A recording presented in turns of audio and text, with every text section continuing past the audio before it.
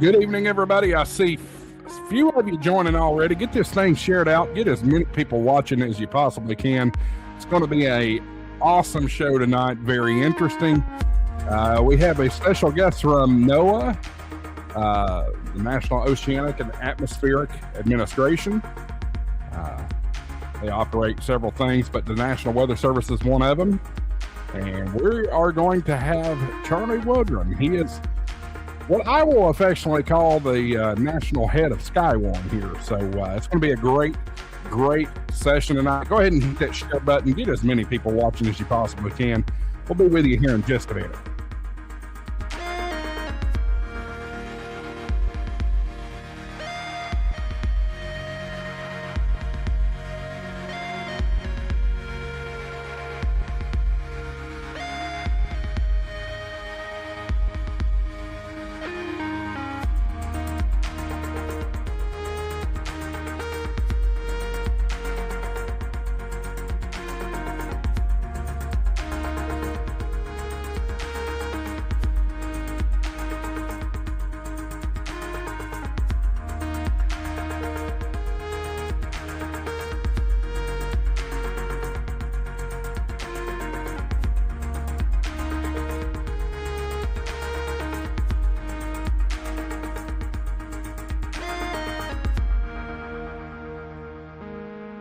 All righty, folks. It is officially OZ Friday morning. Let's light this candle. What do you think? Maybe. Oh, I got to hit the right button. Sorry, y'all.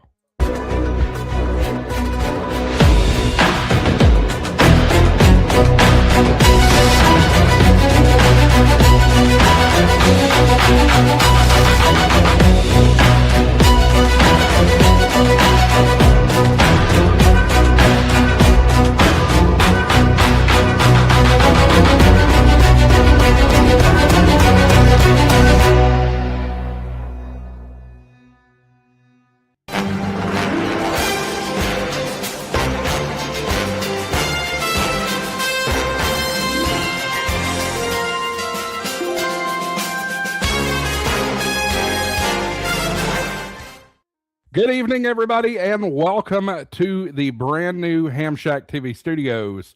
This is Hamshack TV Live. I'm your host, Josh, AA4WX. Appreciate y'all tuning in. Kind of playing with some stuff here. You can see we've got this beautiful virtual set. This is, again, a virtual set. There is a green screen behind me here, so don't be fooled. We haven't gone too crazy or too fancy here, but we are playing with some stuff to enhance it, make it a little bit more entertaining. And that kind of thing for you. Tonight's episode is brought to you by Gigaparts. And folks, y'all know how much I love Gigaparts. Let me just love on them a little bit. They have been a huge supporter of Hamshack TV. They've got some great deals for you, whether you're looking for ham radio gear, antennas, transceivers, all that kind of stuff, coax. They've got Messi and Poloni coax, 3D printing stuff, computers. You can build your own computer virtually right there. All kinds of great stuff. You get 2 times rewards points when you use my coupon code HamshackTV at checkout. But why don't we take that a little further? Because 2 times rewards points isn't enough, right? Check out Gigaparts Rewards Plus. Gigaparts Rewards Plus. What a great program. You can see I just put a QR code right over there. Check that out. That is really cool. You get 4 times rewards points when you use Gigaparts Rewards Plus. Use my coupon code HamshackTV50. That's Hamshack TV 50. When you buy the Gigaparts Rewards Plus, we're going to give you half off your first months of Gigaparts Rewards Plus. But even beyond that, the greatest part of Rewards Plus is that you get a perpetual warranty. Why spend thousands of dollars on gear when you can get the peace of mind of having that perpetual warranty? I'll leave the QR code up for just a little while there. That's Gigaparts Rewards Plus. Go check them out, and we appreciate Gigaparts. Support of Hamshack TV, the store. You can shop in your socks online, gigaparts.com, or check out their beautiful showroom at 6123 University Avenue. They're in Huntsville, Alabama, home of the Huntsville Ham Fest. We appreciate their support. All right, let's, oops, I didn't mean to take it down yet. Let's, without further ado, go ahead and bring in the gang. Tonight we're talking about Skywarn. Tonight is the Skywarn Symposium. I like to do this once a year. I missed last year, but it'll be all right. We'll be all right. By the way, if you want to support Hamshack TV and some of the enhancements we're doing here, super chats are available. You see the little flashing icon there and your down below your chat there. We certainly appreciate the super chats. Pepe so nicely reminded me that the April number had to be fixed because it didn't get updated in the ticker. So I appreciate you letting me know, Pepe. I got it straightened out for you. Let's see here. Let's go ahead and bring in the gang. We got Marvin and we've got Michael. Good evening. We'll just go ahead and bring Charlie in. I skipped right over everybody else. Hillbilly Dave's here, and then Levi as well. Good evening, fellas. Good evening. And I plan on not falling asleep tonight. Yeah, please don't fall asleep. I know I was boring a couple of weeks ago, but dude, it was being sick. It was being sick, and watching someone take their extra exam. Yeah, we won't think about that extra exam, but the general was phenomenal. He did a great job. Oh yeah, general was awesome. Yeah. But when you guys talked him into taking the extra exam, I was like, oh, I got to go lay down before I just clonk here on the desk. Yeah, it was a bad night, dude. But thank you, Marvin, for all the fun memes. I appreciate it. Oh, I'm glad you knew that was coming. Especially the one that says he really is temporary offline. I was like, really? Oh, mercy. We can't make this stuff up. Well, let's can't make it up. Let's dive right in. And Marvin, I'm gonna deviate to you and let you kind of introduce our guest here and kind of get us started there. Well, good evening, all, and I want to say first of all, thank you, Charlie, for coming on this evening. Charlie Woodrum with the National Weather Service, the Skywarn Spotter Program. Good evening, Charlie. How are you doing? Hey, I'm doing great. Thanks for having me on here. Excited to share the latest and greatest on the Skywarn program with you all and talk weather. Absolutely. So I was able to kind of ascertain Charlie through W4LPS. He'd made a contact with Charlie early in the year. And kind of reached out to him, my brother, and said, "Hey, who do you got for in the Skywarn, the weather world that we can use for getting on here tonight?" And so he said, "Guy, get hold of this guy. He's the man for the. He'll get you squared away, and he has all the information. Like perfect." So I appreciate you taking the time of your evening and reaching out to us. I think you're coming to us from Colorado somewhere this evening. Yes, I'm in Colorado Springs, Colorado, and it's a really exciting place to be weather-wise. We're right at the edge of the Front Range here. We got all the severe weather of the plains, just right on the edge of that. And then to the west, we get the Rocky Mountains and all the fun that comes with the snow and the Rockies. So it's a great place to live. I'm not sure if you're being serious or it's great for weather because you kind of get a mixture, a little bit of everything. You get your four seasons there, I guess. Yeah, no doubt. We get pretty much everything except for tropical weather here. We might get Pacific moisture from a tropical system. But, sure. It's been very dry, very warm. And so fires are obviously a big concern here on the Front Range. So that's probably the biggest concern right now, aside from the storms that we get coming up here with the severe season. So let's tell our viewers a little bit about your role with the National Weather Service and how you got involved with Skywarn and maybe your interest in growing up with meteorology and what really drew you into all this, and how did you get the role of Skywarn spotter coordinator? Yeah, so a lot of us as meteorologists end up getting interested really young. As a kid, and for me it was in second grade. And it's funny, like it seems like a lot of us, it ends up being somewhere around second grade for some reason that we had some kind of weather event that impacted us. And for me it was Hurricane Andrew. So I'm dating myself. Yes, that was back in 1992 whenever Hurricane Andrew ravaged South Florida. And I can still remember as a kid, the night before Andrew made landfall on Homestead, Florida, seeing the satellite imagery in the news talking about it, and then waking up the next day and seeing the coverage the next day and the complete devastation there in South Miami. So that left a long-lasting impression on me of like, I want to understand why that happens, and I want to help predict it, and I want to help people get ready for it. So that was the driver for me to get interested in weather. I grew up in Morgantown, West Virginia, and we had the superstorm in '93 not long after that, and that really sealed the deal for me because we got 2 feet of snow at my house, and again wanted to learn more about how that happens. And so for me, it was all different types of weather. So that got me into pursuing meteorology, love of weather, and ended up getting a meteorology degree from Florida State. So very cool. A long career after that, several stops along the way, and I can go into more about how I got to the Skywarn program if we have the time.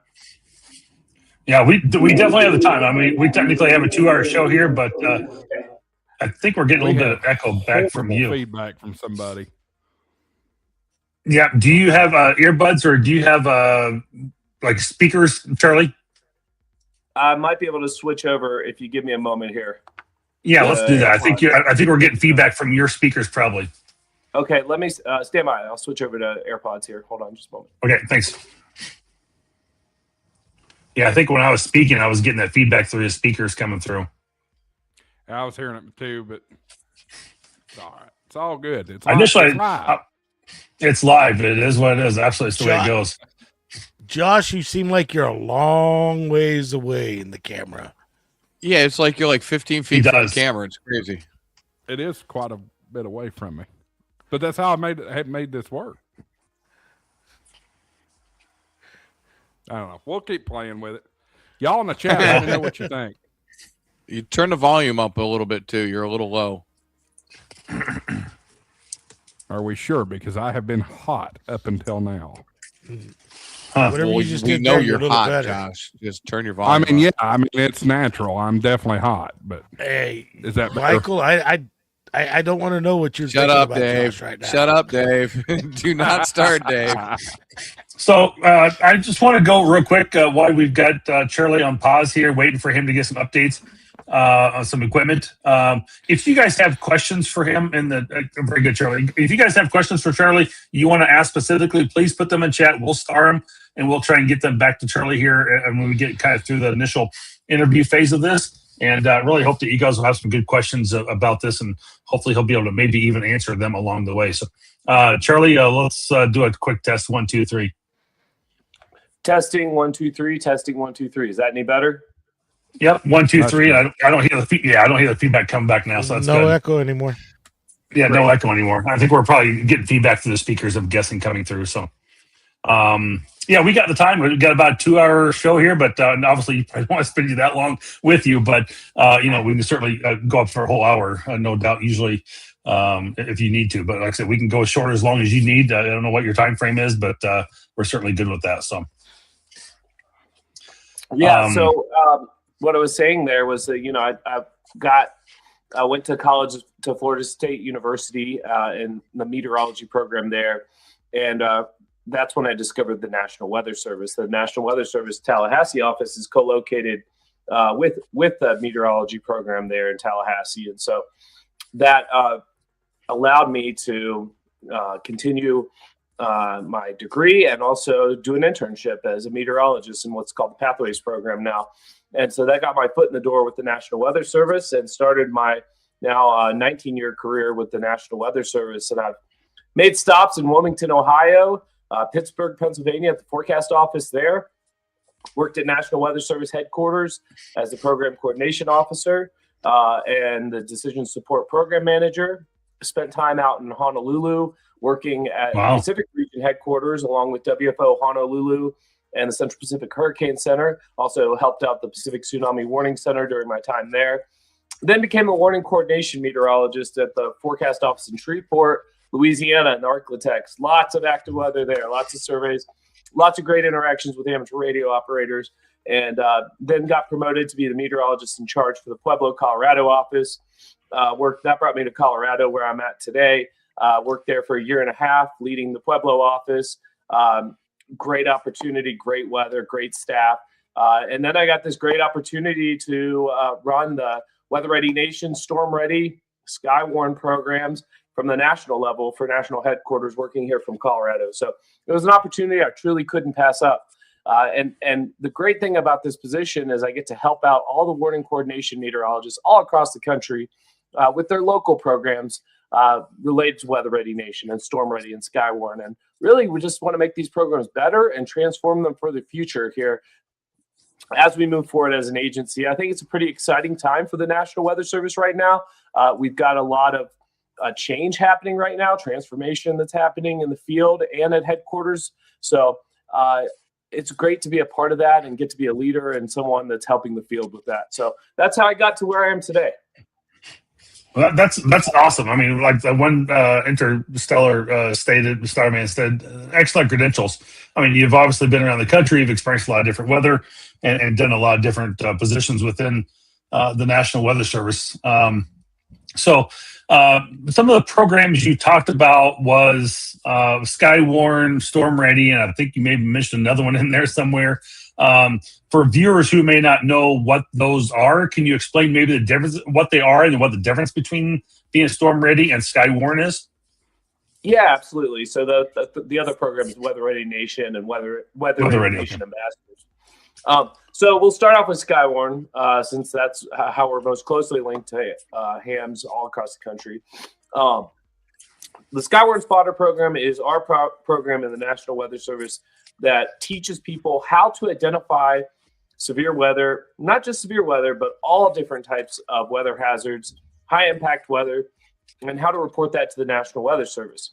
So, for example, in Weather Service offices, our primary responsibility is watch warning advisory responsibility for our area, which could cover multiple states, could be as many as 50 plus counties or parishes that we're responsible for, that ultimately we're doing a constant weather watch for.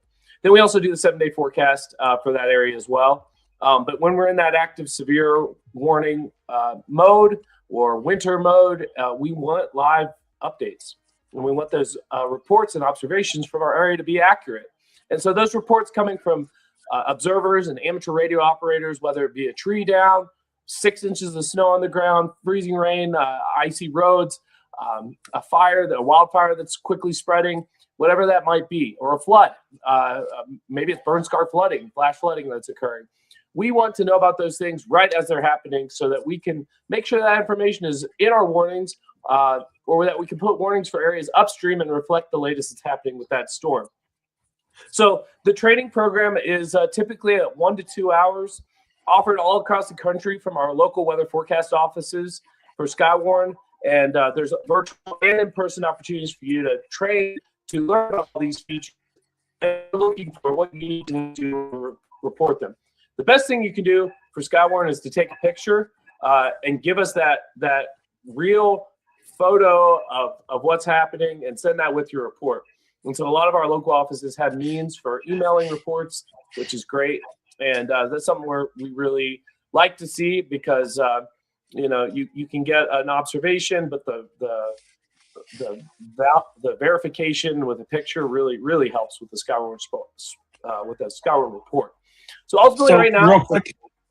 Go ahead. So obviously, we can't go through and talk about each weather service office and how someone can get in touch with them tonight. But if someone does want to, get the training, I know there's a lot of places online you can go find that training sometimes. But is there a specific, usually like a place within a website or a Skywarn page where someone can find the information on how to report this information or how to send that photo in from their phone or, they're upload to their computer and send it in?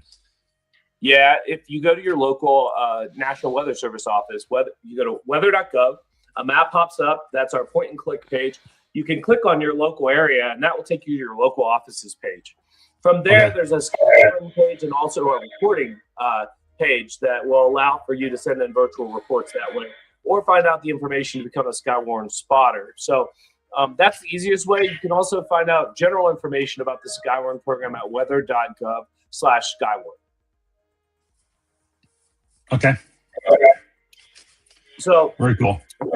We're looking, like I said, we're looking to transform this because we want to get the most accurate, efficient reports in real time to come into our offices, to our warning operators, as they're issuing a tornado warning. We want to know funnel cloud is just now about close to touching the ground. We want that real-time information. That could be the difference in a tornado warning or not a tornado warning for areas that are further downstream from that supercell thunderstorm. So it's so important that we train new Skywarn spotters, bringing in new trained observers to the spotter program so that we can have a great network all across our country of people that are reporting to us. So ultimately, it's about getting effective reports to us in real time. And that's why we teach people about Skywarn. The one thing I did want to, at least the association, I wanted to make sure it clarified is that Skywarn is not just about severe weather. It's not about storm chasing. It is about reporting all types of hazards to the National Weather Service. So it tends to get that tie to tornadoes. I mean, it's in the logo, right? But it's really for all hazards. We want a lot of good snow observers out there. We want fire. We want flooding. We want all the different hazards.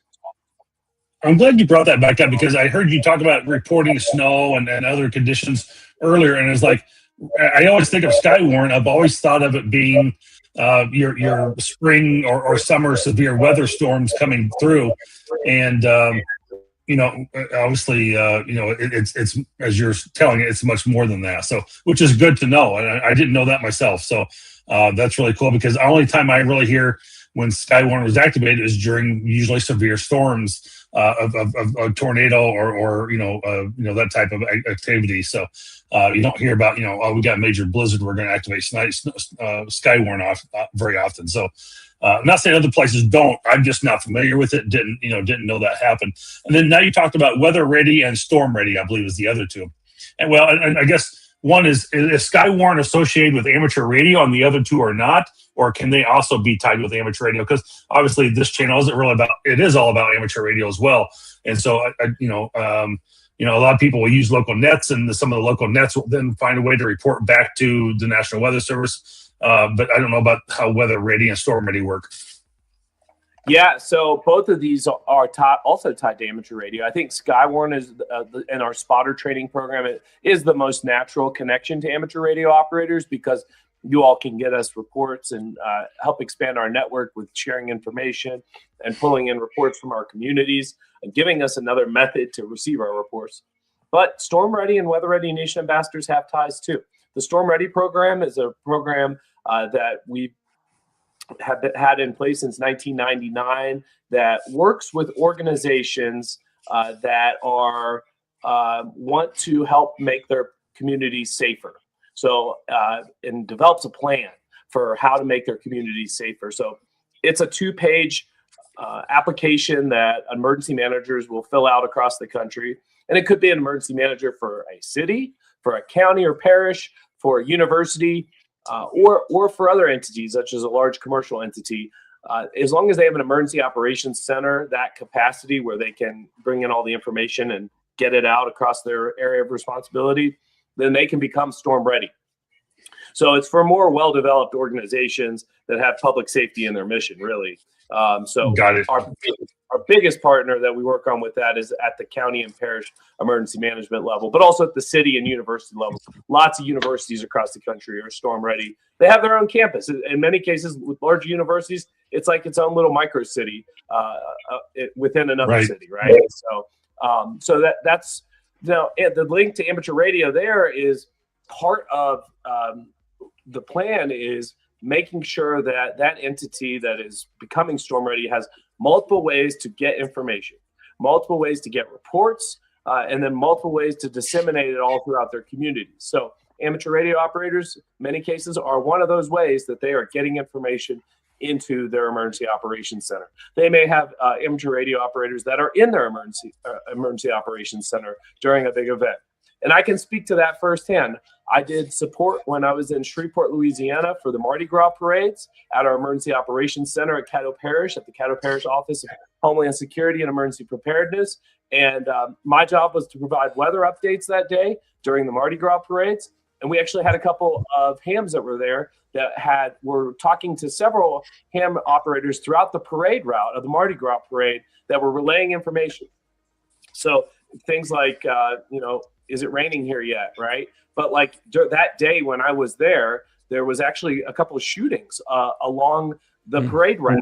And the amateur radio operators had all the information on the ground, and we were able to relay that into the Emergency Operations Center so that all the emergency responders could get that information and be aware of what was going on. So I saw firsthand how hams are helpful to the emergency operations process. Interesting. So anyway, I see a message there about music playing in the background, so just want to make sure we're good there. Yeah, I'm not sure. Music. Oh, did I not turn the music your off? song? Yeah, you didn't turn it off, Josh. I was getting ready to message you. The volume gotcha. is completely down. That's wild. Okay. Amateurs. You can tell that Charlie has worked in Louisiana because he's always careful to make sure he adds parishes. Quick question for you. Oh, go ahead, Josh. No, I was just going to say, I did one of these a couple of years ago with James Spann, WO4W from Birmingham, Alabama. He's chief meteorologist down there for the ABC affiliate. Anyway, I did this a couple of years ago with him, and one of the things that he pointed out is that, Doppler radar is good maybe 2,000 feet above ground level further up in the atmosphere. The point of the Skywarn spotters is ground truth, because Doppler can't see the ground. Yep. So that's hugely important. Charlie, I hadn't got a chance to ask you yet. You went through your background. Did you ever think about maybe pursuing broadcasting, or did you do any broadcasting in your time? No, typically people ask that question first. Like when you say you're a meteorologist, oh, what TV station are you on? No, but honestly, when I was a student, we had the local FSU weather, and I tried it out, and I was like, I don't think this is my thing. So I really enjoyed. But you don't want a green screen? No, I tried it, but I really enjoy kind of more being in the background and helping with the core focus of public safety and working with emergency managers and all of our key partners. And that's a big role that I play, is making sure all our offices are connected with their key partners. So, but yeah, no, you're not the first to ask that. It won't be the last. Oh, come on. We'll do a little practice right here. So I got a quick question for you that came up in the chat here from Corey, N1XWS. Question for the National Weather Service. Albany, New York National Weather Service office has removed ham radio from their office. The last email I received said that there is not enough technology to get reports back. There is enough technology to get reports back. Why would they do this? So, yeah. So Corey, thanks for asking that question. That's a great question. We did the same thing at the Shreveport office, so I've done this through experience as well. There are multiple different ways to get reports into the Weather Service office, depending on the location. There's different radio networks, different mechanisms. And what we did in the Shreveport area is we designated county or parish coordinators for amateur radio that would report into us via NWS chat or Slack. So you would have to have that. You'd have to be an amateur radio coordinator or emergency management coordinator through amateur radio in order to be able to have access to NWS chat and relay the information that way. But they're talking about, some offices have a radio in their office that Weather Service employees can operate and talk to amateur radio operators. They have a coordinator. The key, or they're talking to them in NWS chat, or they're taking phone calls or emails. There's a lot of different ways that you can report without having an amateur radio operator in the office itself. So that's the biggest reason why we really appreciate all of our amateur radio operators. I know some offices still have amateur radio operators that are in their office. Others have opted to go virtual. As technology has gotten better, there are a lot of ways that we can communicate virtually. And also we found that some amateur radio operators, I know this isn't the case for everyone, some actually prefer to work out of their home and just stay where they're at versus having to come into the office and take the time through severe weather possibly to get to the office. They could work through their home, get all the reports into home, and then still relay the information to us. So there were some that actually were happy about that. We know some want to be right there, part of it with us while we're issuing the warnings. We understand that. But ultimately, we really wanted to be able to streamline and simplify the way we're getting reports and getting it via NWS chat, phone calls, emails, and via radio. That all seems to work great without having an amateur radio operator in the office. It can be done both ways. Are you by chance licensed or ever had any interest in amateur radio yourself, Charlie? I've looked into it. I have not, but I can tell you that our National Weather Service director is licensed. Okay, very cool. Go ahead. I think Dave had a question. Well, it wasn't really a question. He was talking about the chats and that. That's kind of how we communicate with our Skywarn here. The net controls and the coordinator are in the NWS chat, and then there's a couple of Slack and there's a couple other ones. But our repeater system, and we're actually going to add a link so the east side of the state will be covered during severe weather. It'll go from one side of the state to the other between the two systems. And so everybody communicates through the system, and then they communicate it back to Springfield's National Weather Service. Yeah, thanks for backing that up. And the big thing is having a relationship with your National Weather Service office. You want to get to know your warning coordination meteorologist for your ham network in your area. You want to make sure a point of contact from your network is well linked to the National Weather Service. So if you don't know who the warning coordination meteorologist is or don't have a good contact, reach out to your National Weather Service office. Make sure that line of communication is established, because it's a great partnership and we're always welcoming that relationship. Mm-hmm.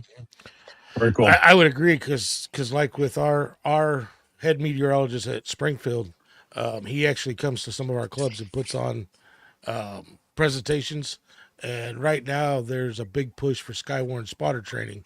We just had one here 2 weeks ago, and they're doing another one here down in the South County in about 2 weeks. So, yeah, the relationship with your National Weather Service goes a long way, especially if you're trying to be a Skywarn spotter.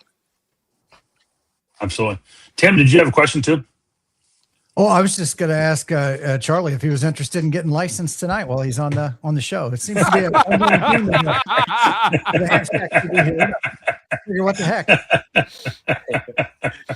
Lightning does not strike twice, Tim. There we go. The man that started all that seemed to drop, so. Yeah, right. Just right when he asked the questions. Real quick, can you share like an example where Skywarn reports have made a critical difference during like a sky weather event of some sort, and how do they really how do the Skywarn spotters really help during the flash floods and thunderstorms and things like that as well? Yeah, I mean, it really comes down to, you see something, we want you to report it in, because sometimes someone might see a funnel cloud and just be like, oh, they probably already know, right? Like the Weather Service probably is all over this, but you might be the first person to call and report it, right? Tornadoes can develop in 1 to 2 minutes out of a supercell thunderstorm. They can develop very quickly. And so we want to make sure that we're getting that information called into us.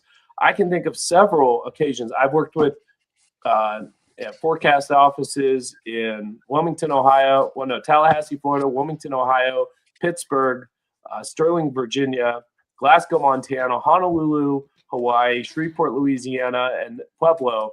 And all of those times, at every office, we had Skywarn spotters that provided us with life-saving reports. The ones that are most fresh in my mind are Pueblo and Shreveport, because they're the most recent. But I can think of, we had tornadoes hitting Monroe, Louisiana, during an outbreak that occurred on Easter Sunday. This goes back several years now. And on that Easter Sunday, it was 2020, outbreak that we had, we were getting live updates and live reports come into NWS chat, and also that were being reported to us over the phone, via email, via all kinds of different ways. We were getting live reports of the tornado as it was going through Monroe, Louisiana. That prompted us to issue a tornado emergency in that case. So having several sources, knowing you have a potentially strong tornado moving through a city, that really you can really amplify the wording of the tornado warning by putting out a wireless emergency alert with it. So I'm sorry, by putting out a heightened tornado emergency with it, which then comes out with another wireless emergency alert to everyone's phones in the area. So that's well, and I think one thing that really helps push that. You mentioned wireless emergency alerts, but the impact-based warnings that have been started in the past couple of years, that's the language in these warnings has gotten a lot more serious in the past couple of years. I think that really helps. Yeah, it's pretty amazing what the leaps and bounds we've made in the last 20 years in warnings.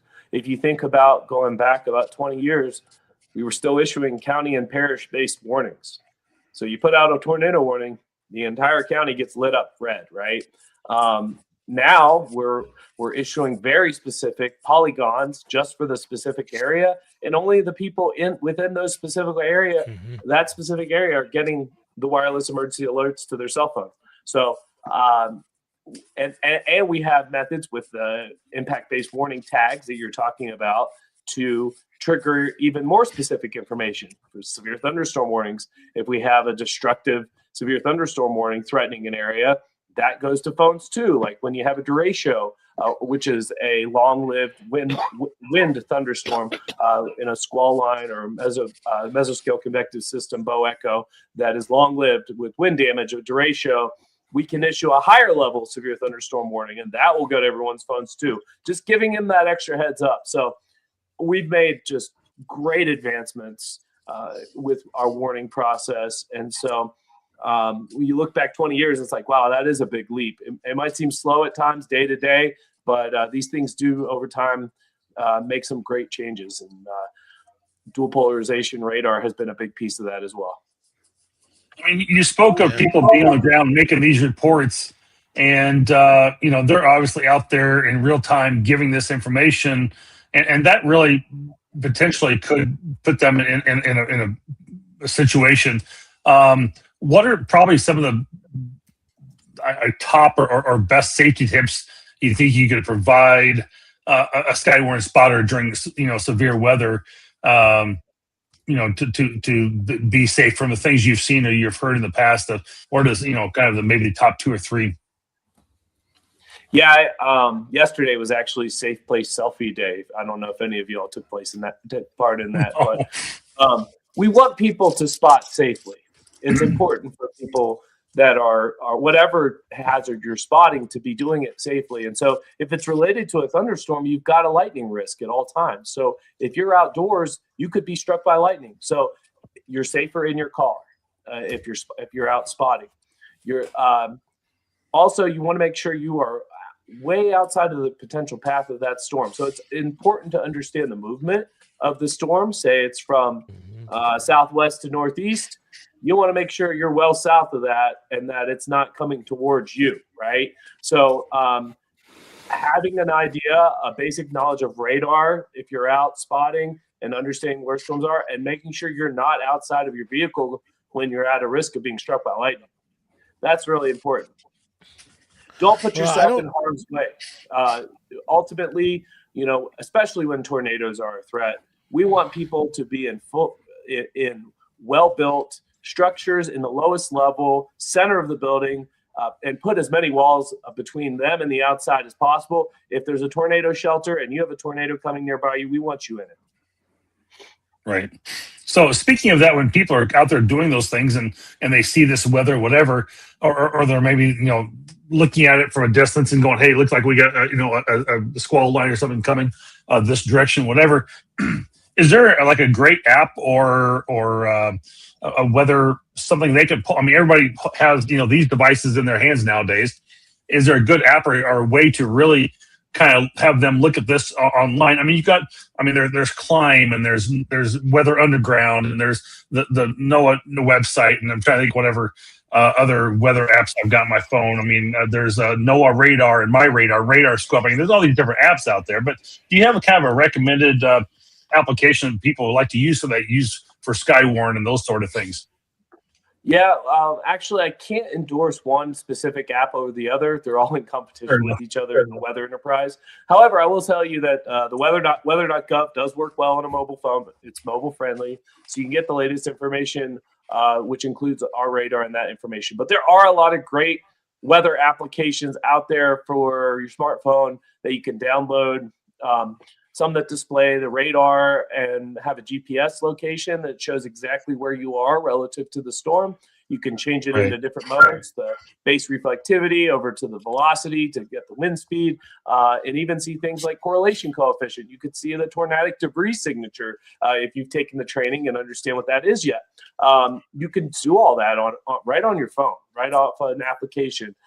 There are several apps out there that take National Weather Service information and package it to make it really easy to look at and really easy to view. So if you do some, I'll just say it this way: if you do some Google searches out there and you are looking for weather apps, you just got to ask the right things. You want a weather app that provides you with the latest National Weather Service updates. You want a weather app that provides you with radar warning updates, and that will lead you to different opportunities with apps. So Sure. I don't really, like I said, I can't really endorse one over the other, but there's a lot of really good ones out there. Okay. Fair enough. I would say if you're gonna get an app on radar and want to get out there, go through training, because not understanding the radar, not understanding how to chase is highly dangerous. Like he was talking about being in a safe spot. One of the things we stress to our spotters here, especially at night, spotters can spot from home. You can give information from your neighborhood. So you don't have to be out in the danger. But if you're going to be out chasing, I would highly recommend go through Skywarn training in your area. And I think the conversation about weather apps is interesting, and I certainly understand Charlie's point of view, but it also made me think. Let's ask the question. I've started a poll here in the chat. Which radar app do you use? Type 1 in the chat for Radar Scope, 2 for Radar Omega, 3 would be a local television station, and 4 is something else. And let us know in the chat what that is. Don't forget the WeatherWise app. That's what I become use. very popular too. Mm-hmm. And I was using it before he made it popular. You pointed at me when you said that. Huh? You pointed at me when you said that. No, I just he's pointed talking at about Tim. Ryan No, Hall. if I'm gonna point at you, I'll point at you, Tim. Well, I was talking about Ryan Hall. I was using WeatherWise when it first came out. Gotcha. Because it's a free app, but it actually everything he talked about, coefficients, you can see the lift, you can do every different types of radar with it, and it's a free app. Yeah. Absolutely. I'll Very leave cool. that poll going for a little while. It's just an interesting question. Out of curiosity, Josh, and you've got a background in broadcasting. You mentioned local TV station.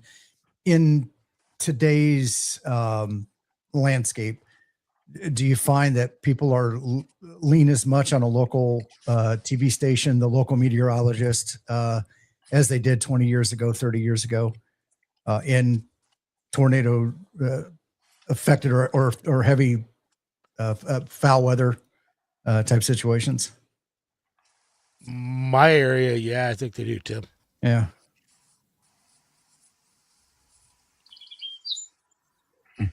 Uh-oh. Crickets. Yeah, kind of. I was the only one to say Birds. something on that one, Tim. So Charlie, to build a little bit more off of what Tim was saying, that does bring up an interesting point. Just in my lifetime, the way people receive weather information has drastically changed. I mean, drastically changed. When I was born, you waited till 6 o'clock, and they had little magnets and maybe a computer at best, but it was terrible graphics. Now today, with social media and things like that, talk a little bit about what changes you feel like that have been beneficial, some that may have been detrimental, and what do you think may the future of weather forecasting may look like? Well, that's a loaded question. I'm so many best at different- that. There's so many different ways I could go with that. I think when it comes to weather forecasting, the implementation of high resolution models into operations that we can use as warning forecasters in real time to help anticipate the development of thunderstorms or a winter weather like a snow band or the rain snow line or freezing rain line over the next couple of hours.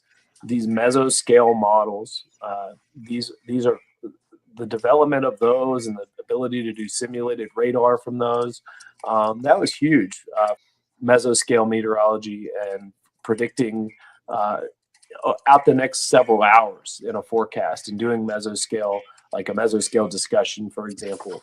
The use of these high-res models, we're talking about models like the high-resolution rapid refresh, the North American model, several others, the high-res models, the Warn-On Forecast model more recently that we use within NOAA is a great tool that we have. So mesoscale is just more of the local scale, closer down to the storm structure scale. So we're talking about 100 to 200 miles in scale, whereas synoptic would be the larger scale. We're talking about low pressure systems, warm fronts, cold fronts, talking about 1,000 miles in size. So at the smaller scale, when we're talking about like a mesoscale convective system, which is like a squall line or bow echo, that's the scale we're talking about. These high-res models that go down to 1 kilometer or even less than that are incredible. They can resolve a supercell thunderstorm and predict a potential damage swath for you, or a wind swath, or a hail swath, or a flash flooding area. It's incredible how accurate some of these have gotten and how they've guided us in helping people get ready several hours in advance. So helping out in that watch phase before the warnings come out. It's been really great to see that in my career. There's a lot of different ways, like I said, I could go with that question, but that's one that comes to mind. Absolutely. Interesting.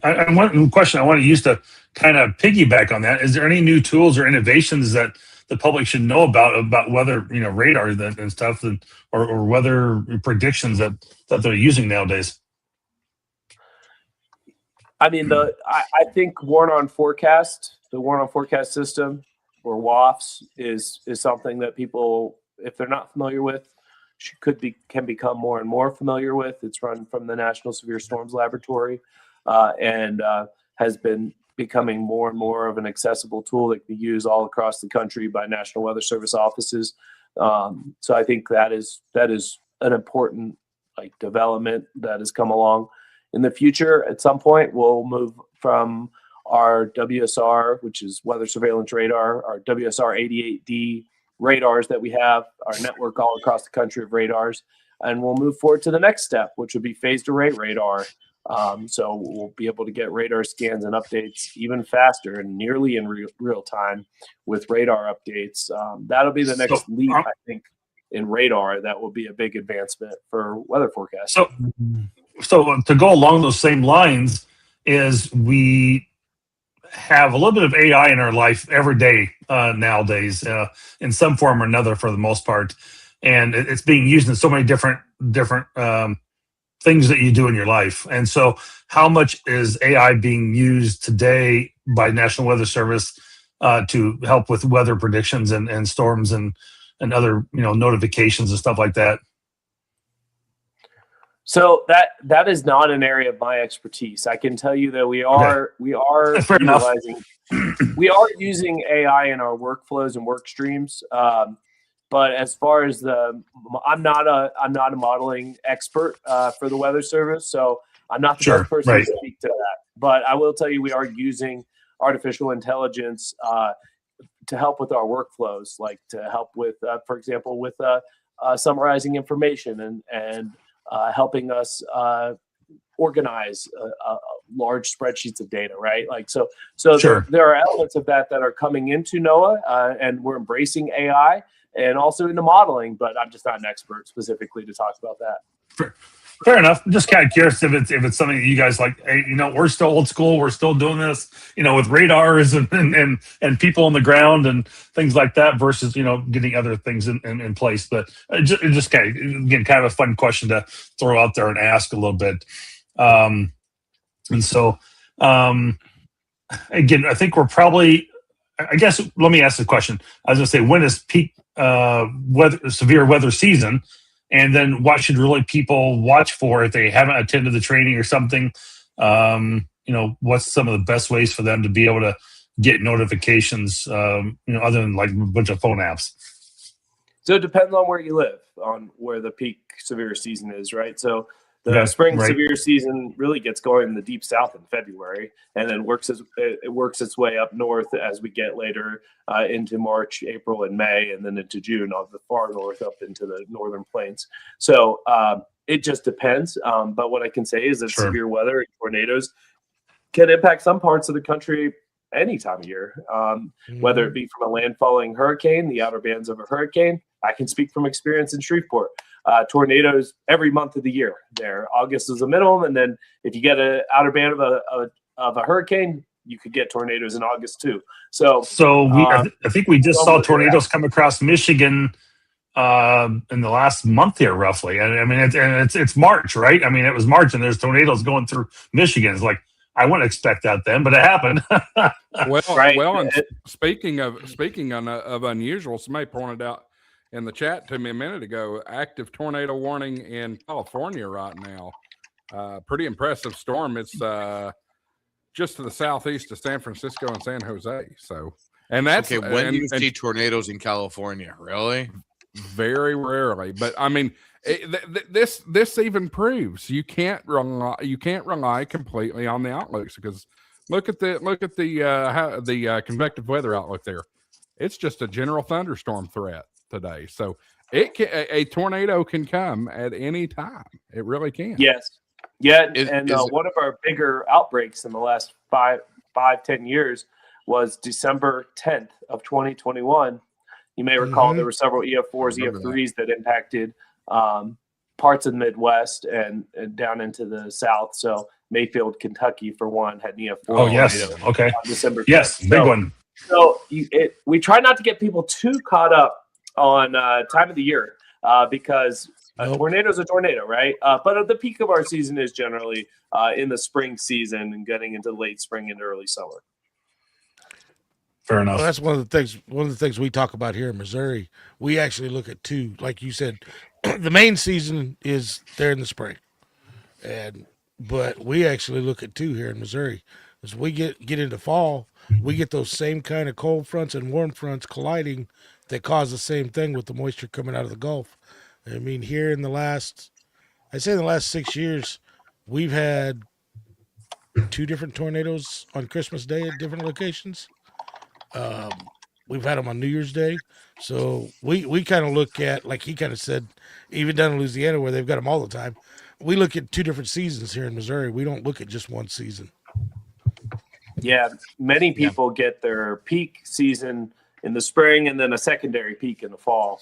And I can speak to that. The worst tornado I surveyed for the Shreveport area in the Arklatex was a tornado that occurred on November 4th of 2022, which was an EF4 tornado that went up into Idabel, Oklahoma. So, it's we try not to get people too caught up on a certain time of year, but just get ready for the hazards and know what to do when storms fire up and when it's your day. Yep. What's one of the best? I mean, maybe it's weather.gov, but where's one of the best sites that people can go find out more information about, what to do in case of a tornado, what to do in flooding, and just kind of like gain more knowledge and information about, how to be prepared for storms and those sort of things, other than attending a storm spotter class. And then, can they, I think we kind of discussed this early on, but we'll just kind of do it as a review, is where's the best place for them to find out about Skywarn and what type of commitment does it take? Yeah, so Skywarn, weather.gov/Skywarn is the best place to go. But your question's a good lead into Weather Ready Nation. So Weather Ready Nation is a way for all organizations to get ready for, and all of our communities to get ready to be more responsive, more resilient to high impact weather. And so weather.gov/WRN or weather.gov/safety will take you to pages that give you all kinds of hazard safety graphics and messages for every hazard that you could think of. If you go to weather.gov/safety, for example, all the different hazards are listed. at the bottom of the page, and you can go to the specific hazard you're interested in hearing about or reading about, learning more about, and find graphics to use to help get the message out. And also, Josh, can you pull that? Can you pull that for us, quick, Josh? Yeah, give me just a minute here. Yeah. Yeah, if you just go to weather.gov/safety is a good access. Oh my point. God, he's floating above his desk. While he's pulling that up, yes, we're about ham radio here, and we always want to get people into the hobby. But guys, if you're not an amateur radio operator and you're interested in Skywarn, you don't have to be a ham to be involved in Skywarn. We actually use Facebook here in our area, Zelle. We've got ways for non-hams to be able to communicate that to our weather nets and our coordinator to get back to the National Weather Service. Hey, Dave. There it is. Do they use GMRS? We're actually talking about it in our area, Tim. There we go. Everybody can participate. Tim didn't like that I was sitting so far away from my desk. That's why I decided to fly for a second. TV presence, man. That's right. You look like you were. What? So we can go into probably like education or information, Charlie? Yeah, so if you scroll down, so on the map, you can see watches and warnings that are out currently on today's forecast. Then prompts the weather hazards that are in effect. So those are the most common weather hazards that are in effect this time of year. If you keep scrolling down, weather hazard information has information for each hazard that's out there. For example, if you go to tornado and click on materials for use, you could either go to safety information or materials for use. If you go to materials for use, you can then see social media and infographics. And there's all kinds of great stuff that are there. If you click on it, it'll take you to a graphic that helps explain a lot of different things about severe weather safety, and particularly tornado safety. Oh, that's wonderful. Very cool. Good information to know. Outstanding. Yeah. I'll put a link to this in the chat here, folks. Colin already dropped a link in the chat for us. Thank you, Colin. Appreciate it. Colin's, and that's the thing. Colin doesn't even have to support this because he's in Australia. He's so pretty sure they have tornadoes in Australia too. They're upside down, but they're there. No, they spin the other way. Oh, I'm sorry. You're right. The other way. I'm sorry. And they're upside down. But my point was he's not reporting them to the National Weather Service. That's for sure. I'm assuming Australia probably has their own service. Yes. It's called the Bureau of Meteorology. Yep, that's correct. So Interstellar Starman said in the chat, he said aviation weather is also a great page for up-to-date turbulence and severe weather. Yes. Aviationweather.gov is how you get all the information from the Aviation Weather Center. So that's a good point. Charlie, cool. I have a question for you. I don't know how familiar you are with KBOX or State College radars, but I've noticed on the East Coast, those are the two of the best radar sites out there for coverage. Absolutely phenomenal coverage from both KBOX and State College. My question is why are there very few large coverage radars like that? One of the challenges with radar coverage is beam blockage, and so just literally the terrain that and the elevation that the radar is located at, and then the terrain that's nearby can then lead to the blockages. So you can't shoot a radar beam through a mountain, right? So that's one of the biggest challenges that we run into here out in the Rockies is beam blockage, and several, could be hundreds of miles that are blocked by a mountain that there's not much you can do about that other than looking at it from different angles, right? So, or using satellite or different means to observe the weather. So that's another reason why, some of the satellite advancements, I talked about forecast advancements. There's so many ways I could have taken that question, but the GO satellite advancements that we've had are incredible. we're getting updates in satellite that are almost nearly real time, watching slippery cell thunderstorms and seeing the lightning and watching, and you can see these storm cells in high resolution rotating. So that's another great thing that's out there that supplements not having the radar. Okay. Now, I just had a second question for the radar sweeps, because I live literally 13 miles from KBOX. For the data that goes onto the weather apps via whether it's WeatherWise or Radar Omega or whatever, when they're pulling that data from the National Weather Service, from quote unquote the weather site or the weather radar, the radar site, how many sweeps are made before that actually dumps the data every however the time limit is? That's something I've always thought that was interesting, because I've seen those radars spin, and I'm wondering how many times it has to spin before it gets the next image. So there is not a one definitive answer to answer your question, because we set our radar into different volume coverage patterns, VCPs for short, which vary the number of sweeps that you're talking about that occur. The first sweep is generally will be there's a lot of series of sweeps, but the will be the lowest sweep, which could be at like a 0.3 or 0.5 degree angle. And then it goes around, sweeps around, and then goes up to the next angle and sweeps around. So in our faster scanning strategies for severe weather, if we're looking for tornadoes, for example, we are most concerned about those lowest levels. So we put our radar into a scanning strategy within our volume coverage pattern for severe weather that does the scans and then stops and then restarts the lower scan. So it just depends on what kind of scanning strategy your radar meteorologist at your local forecast office has set that for the day. Okay. Those have gotten better and better too. We can get our scanning strategies down to 1 to 2 minutes in some cases. If we're concerned about storms, say, that are close to the radar that are in the lower levels. Okay. That answers a lot of questions. Very cool.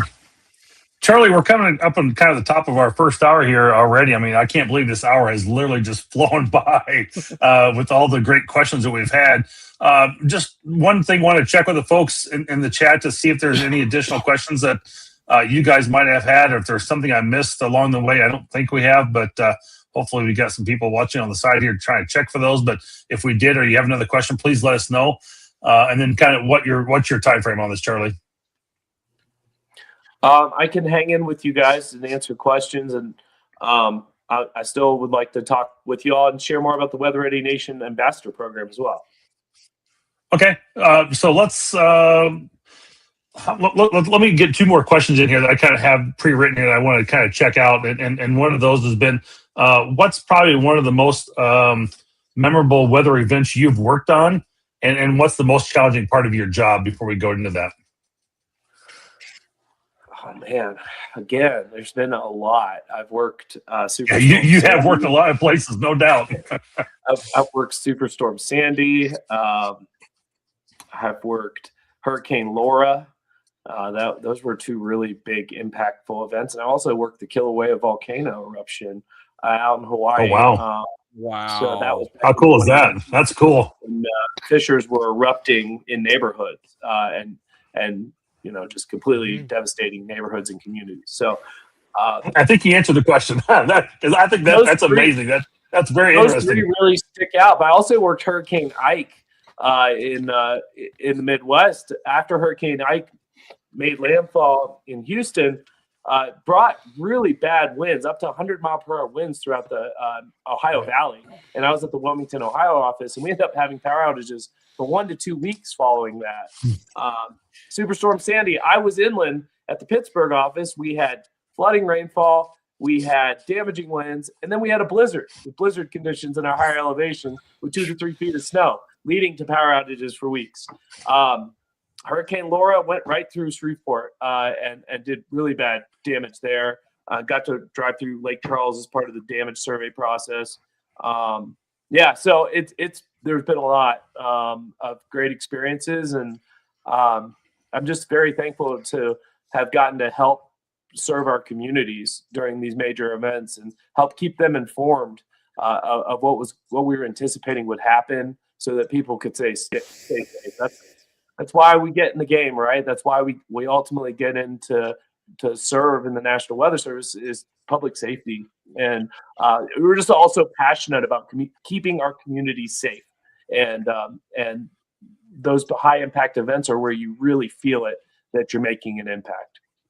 Out of curiosity, go ahead, Tim. Well, I was going to say, out of curiosity, I'm assuming because you've been to a lot of these events that the National Weather Service will surge in resources if they know that it's going to be like a high impactful event, that they'll bring in extra resources, meteorologists, stuff like that to help.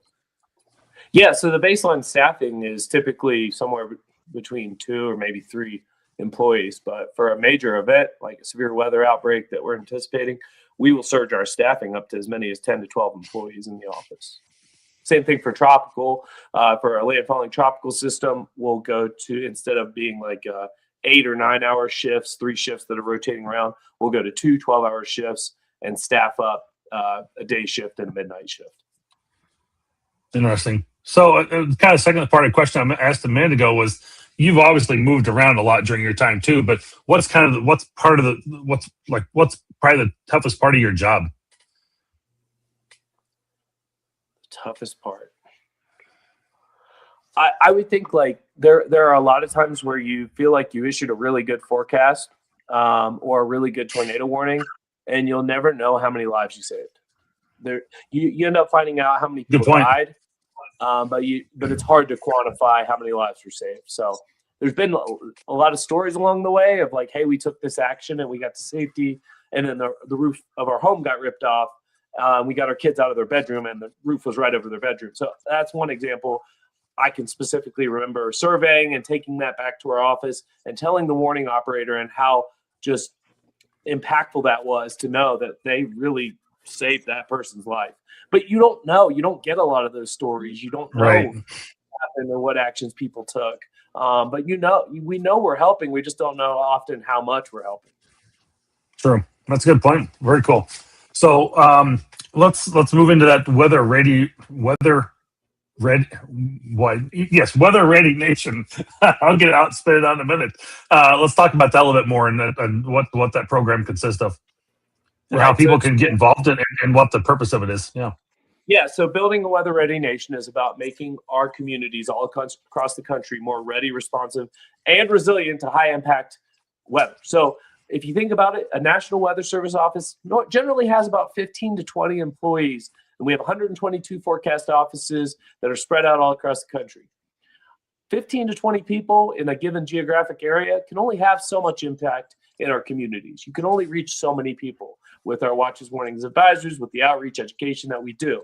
So we rely on our Weather Ready Nation ambassadors, organizations that want to help be an extension of the National Weather Service for weather preparedness, to get out in our communities and help educate and help spread the word and help make sure people know. So the Weather Ready Nation Ambassador Program is a program for organizations. It needs to be a company or a business to help carry that weather safety flag for us and to retweet, reshare, make severe weather plans, share in their community, share in their workplace, make sure people are aware of high impact weather and that they have a plan and that people know. For example, they might be in a 8-story building. If there's a tornado, this is what we need to do. If we have a tornado, if we're under a tornado warning, here's where we go. So helping get the word out. And it's not just your organization, right? It's about your community. Talking the people that you make contacts with. It could be your neighbors. It could be elderly family. It's about helping spread that word to people that might not be in contact with the National Weather Service, may not look for information from us, or maybe don't even watch TV or stream. It's about trying to get that out to all of our communities. So the best way to do that is for organizations to sign up to become a Weather Ready Nation ambassador. So again, this is not just an individual that signs up to be an ambassador. It needs to be an organization. It's not a storm chasing group. It's an organization or a business that they can sign up. And you can do that from weather.gov/WRN. Look up the ambassador program there. And we'd love to sign up more. We've got about 14,000 Weather Ready Nation ambassadors, organizations signed up all across the country. since the program started a little over 10 years ago, about 10 years ago. And it's a great program to help get weather messaging and safety messaging out to our communities, but we have to continue to grow it. We know there's a lot more communities that can be reached through this, and we need help. Can like nonprofit organizations become part of Weather Ready Nation program? Yes. Okay.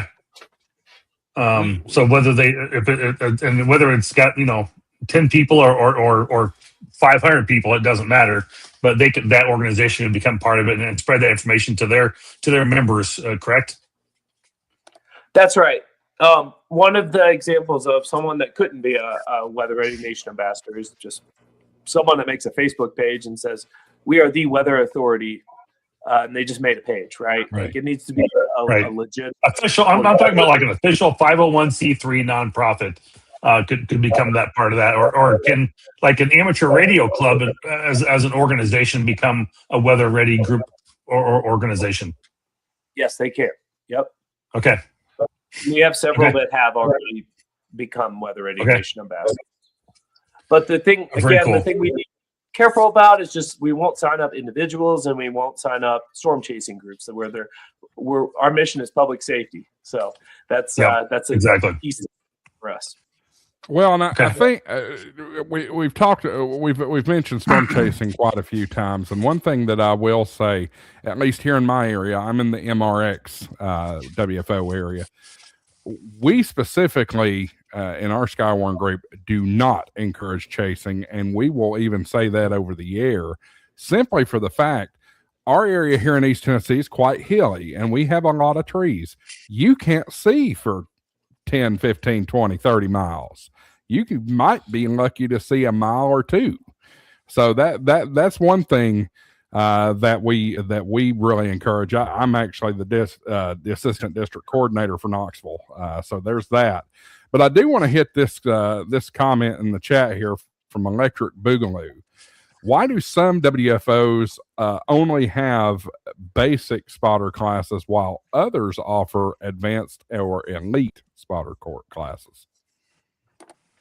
All right, that's a great question. These have been really good questions. I'm so glad to be on here with you all. So basically, we want to make sure people get the core set of skills needed to get us reports. And so that involves understanding National Weather Service products, seeing the features, understanding what they are and how to identify them, and the details that we need in the reports, how to report them. So that's in our basic class. So that's the key fundamentals that we need. That's our goal ultimately, is to get more efficient reports. An advanced course, we don't really call any of our courses elite courses, but an advanced course is an opportunity to learn more about severe weather and or all different high impact types of weather, and learn more about the science about how it all comes together, more about like the conditions that we look for when we're forecasting a winter weather event, or when we're forecasting a tornado event. It takes it to the next level. We are asking, and myself as the National Skywarn Program Manager is asking our offices to do basic Skywarn spotter talks to educate and increase our spotter network. Advanced is a bonus. So some offices don't have the staffing or bandwidth to offer that kind of training. And honestly, there is no real incentive to like say you're an advanced spotter. A spotter is a spotter. So I encourage people, if you really love weather and you want to take an advanced training, that's great. You can learn more and get more insight on how we make decisions at the National Weather Service. But ultimately, what's most important is that you become certified as a trained spotter, and we won't view you any differently if you took advanced versus basic. I think that's a question that. Go ahead, Josh. No, that's absolutely great. And I do want to point out to the audience, if you are interested in an advanced spotter courses, there are so many good weather courses that are available free on the internet through through UCAR, which is, I forget what UCAR stands for, but they have a program called MetEd, and they can do everything to teach everything. They can teach you practically everything. One all the way up to learning how to read a sounding or a hodograph. So if you really want to dive into this and sink your teeth into it, that's a great resource. Go ahead, Marvin. Marvin. So I think that's one of the questions that Levi had. Levi, go ahead with your question. I did. So say you've got a person they're weather curious or they're, new to it and they want to help. And it sounds like being a trained weather spotter is a way that they can do that. What's the process and kind of how long does it take, or, what's the info on it for the person that just doesn't have anything to do with it right now and they want to get started?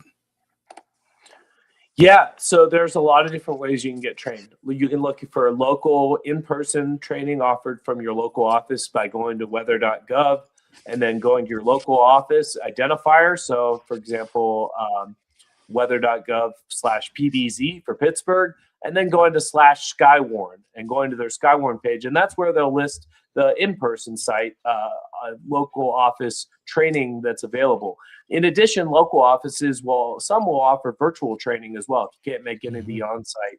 And I'm excited to share that we are continuing to grow our virtual presence, and we're actually starting to do some sub-regional talks. So there will be more and more virtual opportunities if you can't make it in person to get trained to be a Skywarn spotter. The Comet Met-Ed course that you mentioned is another resource that allows you to become certified as a Skywarn spotter. So all of those are different ways that you can become trained. And the training generally takes 1 to 2 hours. Okay, awesome. I appreciate that. Very cool. Any other questions for Charlie this evening from either the panelists or even in chat? Again, I think we've covered a lot of those, but I can't really think of any other questions I have right off the top of my list. But let me ask one real quick, and this is more personal than anything, or curiosity on my end. So, as an assistant district coordinator, I do run net control for our Skywarn from time to time. And one thing that I find is people are really proud of that spotter number, that spotter ID number. And our local Skywarn coordinators have never asked for that ever. Does that spotter ID number have a meaning in other areas, or what exactly is that? It does not. Long ago, we used that more across the board from the National Weather Service, where spotters would call in and say their spotter ID number to help us look up that information. But that's no longer needed. And so there really isn't a need to have a Skywarn spotter number. And we get asked that question a lot, and a lot of offices don't assign numbers anymore. We actually used to, I can recall about 15 years ago, send out certificates in the mail from some offices that would have your spotter ID card and your number. But ultimately, we want to get more efficient and more frequent spotter reports. And so in order to get that, if you call a weather service office and say, I'm a Skywarn spotter, we're going to take that as valid that you have been trained in Skywarn spotting. So we don't have time to look up your number because if you think about the decisions you have to make, these are split-second decisions that you have to make when you're issuing tornado warnings. We don't have time to look up a number to validate somebody. We need you to just let us know you're a spotter, a Skywarn spotter, and you're trained. And then the number, that's more of a badge of honor at this point by the Skywarn spotters themselves. So we don't get caught up on assigning it. So if you're wondering why you haven't gotten a number, it's probably because your office doesn't do numbers. So there is no national program for numbers. And so that's a change from where we used to do it. Some offices may locally still do that, but for the majority, we're not doing that. I like what Electric Boogaloo here says. Badges? We don't need no stinking badges. It is a badge of honor to some people, I do believe. Up here next on their call sign hat. I swear, every ham up here in Massachusetts that's involved with Skywarn, especially with some of the local nets. Oh my God, do you have a number? And I'm like, really? I've been doing Skywarn since 1995, dude. I can, but I can remember. I can remember. I guess I was probably 14 years old when I did my first spotter course, and that was at an American Red Cross in Knoxville. And I remember getting so excited. It was like 6 months after I took the doggone course, I got that certificate and that wallet ID in the mail, and that was something prideful. But again, these guys don't, the radar operators and the warning operators, they don't have time to run down the history about you. That they're going to take your word for it and vet it on the radar, and if it's something legit, they're going to act on it. Absolutely. Well, Charlie, I don't see any other questions. If we have nothing more from the panelists, I want to say just thank you for the great information that you've shared this evening. It's been a pleasure to have you on here. We've really enjoyed this. I think it's really good information. There's been a lot of people in the chat that have said, they're digging this, they're loving this, they really like this. This is good information. They really like this. It was a great topic. So we've had some very good positive reviews from this evening, and I really think it's been a great time having you in here. And really appreciate you taking your time out of your day to do this. And just any other final words or summary things you can think of you'd like to share that you haven't mentioned this evening, this is your opportunity. Yeah, I really wanted to thank all of the amateur radio operators, all of our hams, all across the country, for all the great work that you guys do to help save lives and to help us meet our mission of saving lives and protecting property at the National Weather Service. What you do is so important, and gathering those reports and becoming Skywarn spotters and getting us those life-saving reports, you're a part of that process. And so while you might not get a Skywarn number anymore, you should take a lot of pride in becoming certified as a Skywarn spotter, because that does carry a lot of weight with us when you call our offices. We put a lot of value in our spotter reports coming from trained Skywarn spotters. We'll take reports from anybody, but a general public report versus a Skywarn report, that Skywarn report is going to carry a lot more weight. So we want people to get trained, and we really encourage you all to do that and help spread the word within your amateur radio groups all across the country. Please help us get the word out.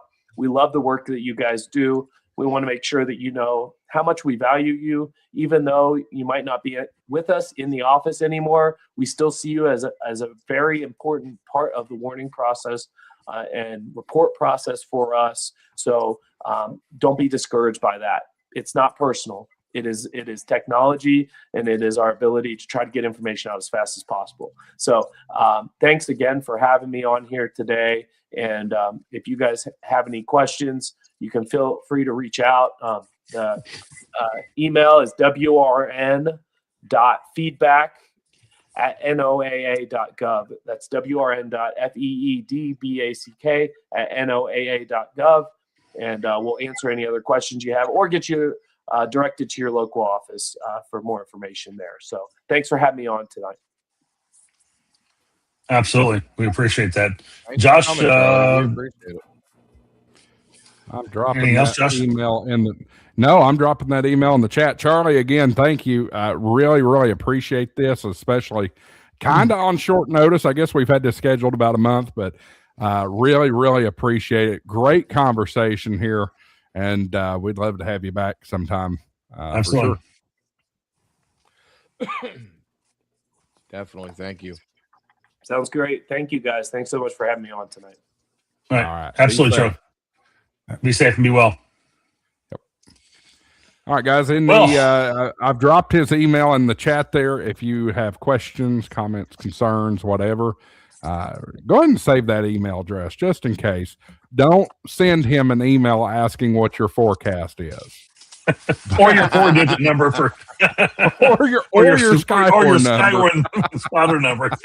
Oh my but seriously, if you do have questions about, maybe you have an organization or your local town, I'll tell you this, I drive all over the East Coast now with doing the Hamshack TV tour, and I can't tell you how many towns I drive in, especially here locally. They've got a sign right as you enter the town.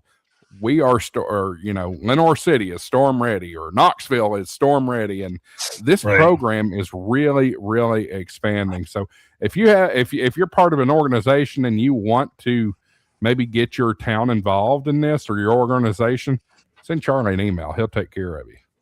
Hey, Josh, I stumbled across something on the interwebs just a minute ago. Oh, for God's sake. That could be trouble. That's going to be trouble.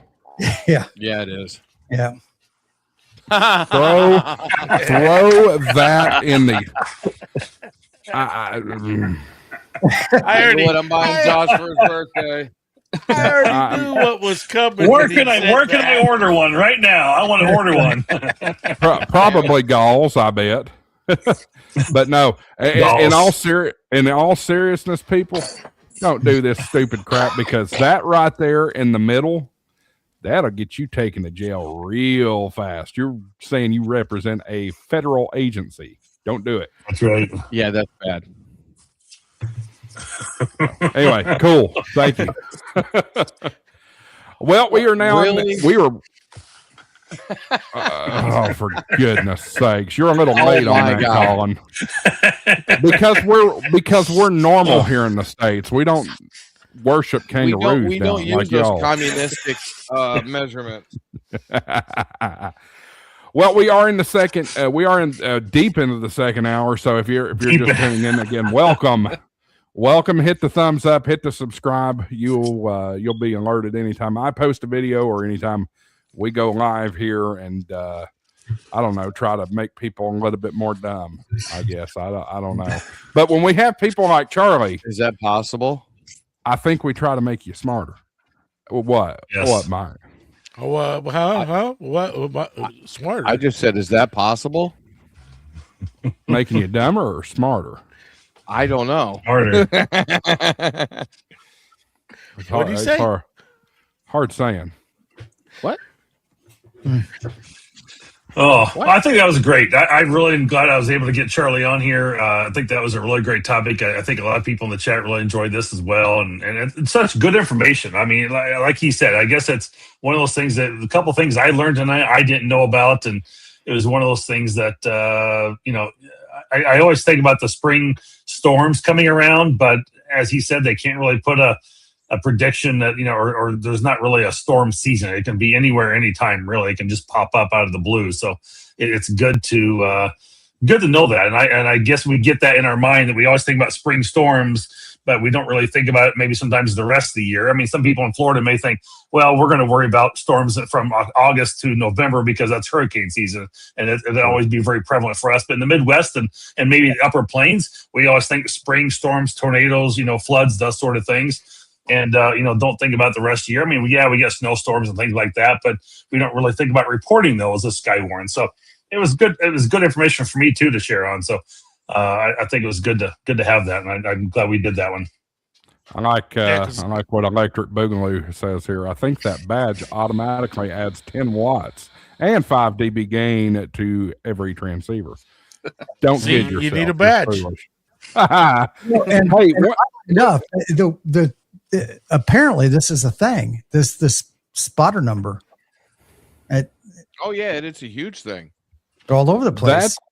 That you might get away with. Well, I don't want to promise anything. You might get away with, but what really stood out to me on that last one was United States Department of Commerce. That's concerning, but don't do it, people. You don't need a stinking badge. I'll tell you right now, if you ignore what I'm saying, I hope you take that badge, and I hope you miss, and I hope you stab yourself right in the boob with it. we know how to trigger. All you gotta do is bring up badges. That triggers Josh, Tim. I tell you what I do want to do here. So, and we'll kind of keep it kind of Skywarn centric for the most part for the rest of the show here. But I want to go around the horn with everybody, and we all represent different areas of the country here. We do. Let's talk about what your Skywarn program is like locally. Is there structure? Do y'all have nets? That kind of stuff. And we'll go around the clock. So Levi, that puts you in the 2 o'clock position, I guess. All righty. So for my local club, from my understanding, because I haven't even quite made it to a year yet as a ham, but from my understanding, they used to be a Skywarn group, used to have nets and everything, and it kind of lost interest for a while. It is regaining interest now. There's been a bit of an injection of youth into the club, and just a lot of new faces. So our club is, I wouldn't want to say doubled in size, but it's getting pretty close in the last 3 months. And there's a lot of interest in the Skywarn program or weather nets in general. What we have going on currently is one of the guys that have been around. He used to be a coordinator for the Skywarn when they did have it. He runs a emergency weather net anytime that there is a active warning within one county of ours, including our county. So he'll run it on the radio. He'll take check-ins from anybody that is listening that wants to check in, and he gives guidance as far as what he would like to hear as far as reports of anything. And it's been a useful tool, and it has helped some people out. We were very close to the Union Lake tornadoes in Union City, Michigan. That was, I don't know, a month ago. And we were able to, help some people get a little heads up when that was going on. So it's been a useful tool, and the club and the members are actively looking to get Skywarn training again and getting back up to an actual Skywarn group. So yeah, it's interesting, and that's been my curiosity with it, and this has just been a great night of knowledge for that. So yeah, that's what we're looking to do, and that's what goes on here locally. Cool. Helps to unmute my mic. That's some good stuff. Michael, I know you are in Massachusetts, but you spent some time in Middle Tennessee along with Marvin there. Talk about what's going on in Massachusetts, but also mention the M-tier system, because both of you are very familiar with M-tiers, I'm sure. Oh yeah, M-tiers. M-tiers is a phenomenal system. When I lived in Middle Tennessee, being on M-tiers, and I can't remember the actual, what was the Josh, what was the software that you logged into? GR3. Is that the GR3? Is that the GR3? Possibly. It was a bunch of years ago, but I started in 1994 when I lived in Oklahoma and was stationed at Fort Sill, and did a lot of chasing. Was at Greensburg. I was behind the tornado at Greensburg. That was wild. Greensburg, Kansas. That was absolutely amazing. The destruction there. But I've been doing it since 1995. When I moved up to Massachusetts, I started getting out. I kind of got out of it because, well, we live in Massachusetts. We have very little storms here. And when they do, they're just basically lightning and thunder. Most of the National Weather Service spotters were active this winter with the couple storms that came through, especially with the little blizzard that we had. That was amazing. I was sending in reports when I was on the road, actually during the blizzard, chasing the wife to work. So that's a story for another conversation. But yeah, M-tiers is an awesome system that goes from all the way across Tennessee, all the way down into Alabama and Georgia, and ties everybody together for spotting. It's an amazing system. When they bring up all the repeaters and all the repeaters work, it works very well. I will say that I am friends with spotters and chasers all across the country. I moderate a friend of mine's chasing channel, and yeah, it's I would say if you're an amateur radio operator, go to your National Weather Service, go and get spotter trained. Like I said, I've done it since 1995. And it will behoove you to do that, to be able to turn in information and to help help your community just right where you're at. You don't even have to go out. All you have to do is give snow reports, rain level reports, wind reports. All that information is vital to everything that the National Weather Service needs. My weather station is tied into the National Weather Service and also into APRS.FI. So my weather station feeds data as well as hundreds, if not thousands of weather stations around my area that feed information to the National Weather Service. So they compile that information also. So if you're an amateur radio operator and you want to help, find your local club. If they have National Weather Service connections, go to your National Weather Service center. Mine is 13 minutes. KBOX is right down the road in Taunton.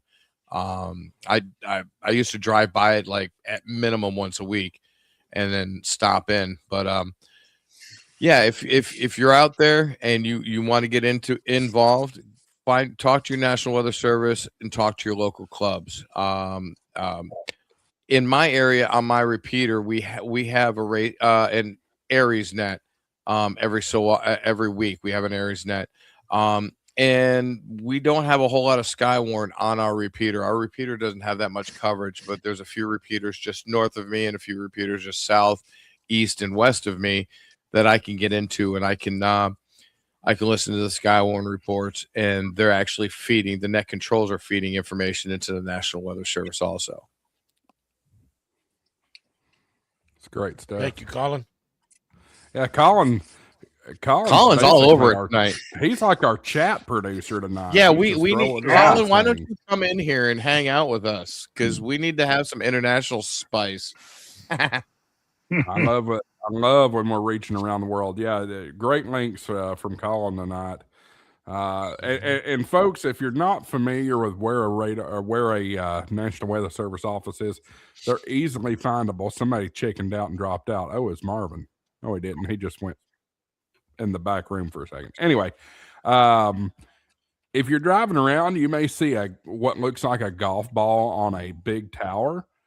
Typically, your weather service office is located there. There are some areas, like for instance, Huntsville, Alabama, that's not the same place. The Huntsville radar is in High Top, Alabama, whereas the Huntsville National Weather Service office is on the campus of the University of Alabama, Huntsville. So that's not 100% accurate, but a lot of times where you find those golf balls on the tower, you'll find a weather service office too. And there's Marvin's back. Marvin wanted to go next because that's what he did. He got himself in the circle to go next.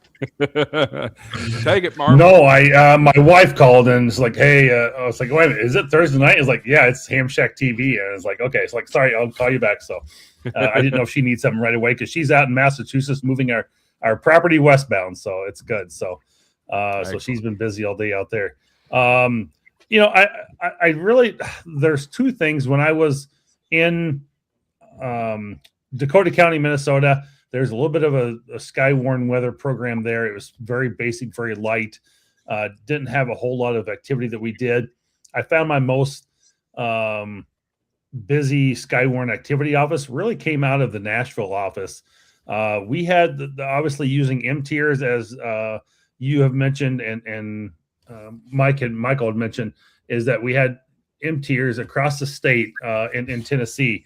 And usually about the Nashville area, there was a couple different groups that would start and run the M-tiers net. And they still run this today very strong. So if you're in Tennessee, hop on the M-tiers net anytime on one of those M-tier repeaters and you can pick up your weather reports all the way across the state. And they are reporting down trees, heavy rain, whatever it might be, and they're giving that information, and it's going back to the National Weather Service through a direct report, a coordinated programmer person, and it's very good. They have it's probably one of the strongest Skywarn nets that I have seen around the country, that really has a great integration into the National Weather Service. They always have Skywarn Day as well, and Severe Weather Awareness Day, and we always have events that we are always being a part of as our local club in that area. So there is always like Severe Weather Awareness Day. A couple clubs would come together. A lot of the different National Weather Service office. You'd have all the local TV stations with meteorologists showing up to this Severe Weather Severe Weather Awareness Day, and they just put on some great programs, had great discussions like we did with Charlie tonight, and it's some of the strongest I've ever seen across the country. So it's really good information, and I think that's one of the best statewide systems that I've seen is MTIERS as well. I know a couple other states do have some great statewide systems, but there's not a lot of areas that you can't hit in Tennessee. There's a little bit in that south west corner and a little bit in that southeast corner that's missing. But other than that, maybe some counties up a little bit farther on the north side along the border of Kentucky that might be a little bit more weak to be able to hit MTIERS, but it is a very strong place to be. So I don't have a lot of direct involvement with it now. This guy gives me a little bit of encouragement to want to get back into it and be able to kind of educate myself again. I've always had an interest in severe weather, and I do like meteorology, but I've just never really had a lot of time to devote to it, unfortunately. And, I've done a little bit of weather chasing when I was probably about 5 years into amateur radio. We lived in Platte County, Missouri, near Kansas City Airport, near the KCI there, and did a little bit then for some storms, and would report back. But other than that, haven't really done any in many years since then. So, but it's always a good thing to be a part of that, and it's always a lot of fun. So, excellent. Let me hit the chat here. A couple of really good chats here. AWREC, however you say that.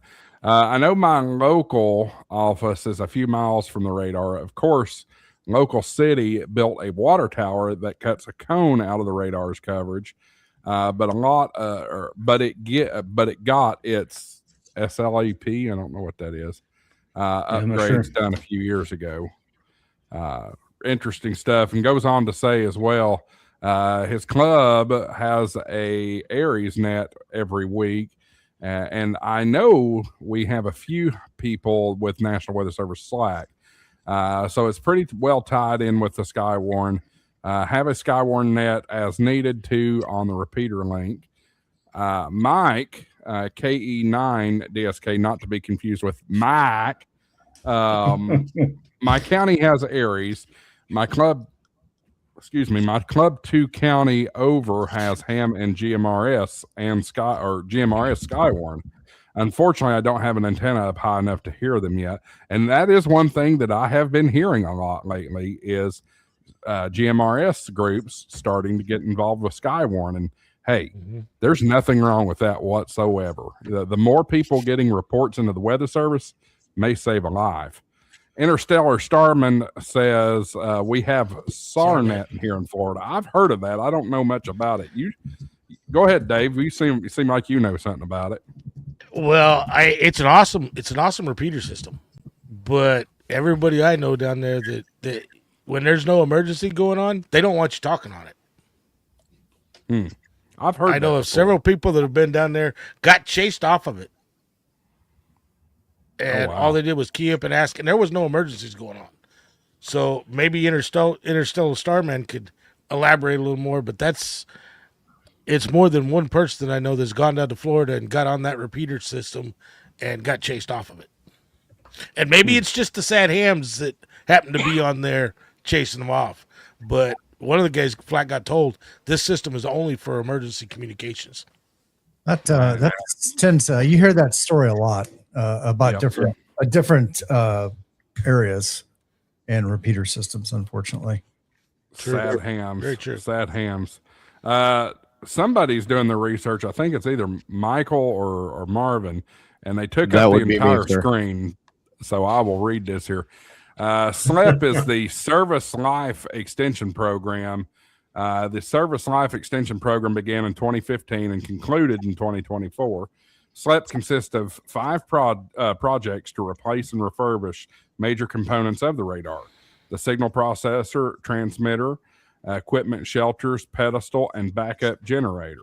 As a result of these sustaining engineering, hardware, and technology refresh investments, NexRad continues to be upgradable, reliable, and maintainable beyond 2035 or until a suitable replacement for the WSR 88D. That sounds like ChatGPT wrote that, but I kind of tend to believe it. Actually, that was directly from NexRad Radar Operations Center. That was not ChatGPT. There was just the only they reason probably I said had- this. There They was might have wrote Bulls. it with ChatGPT.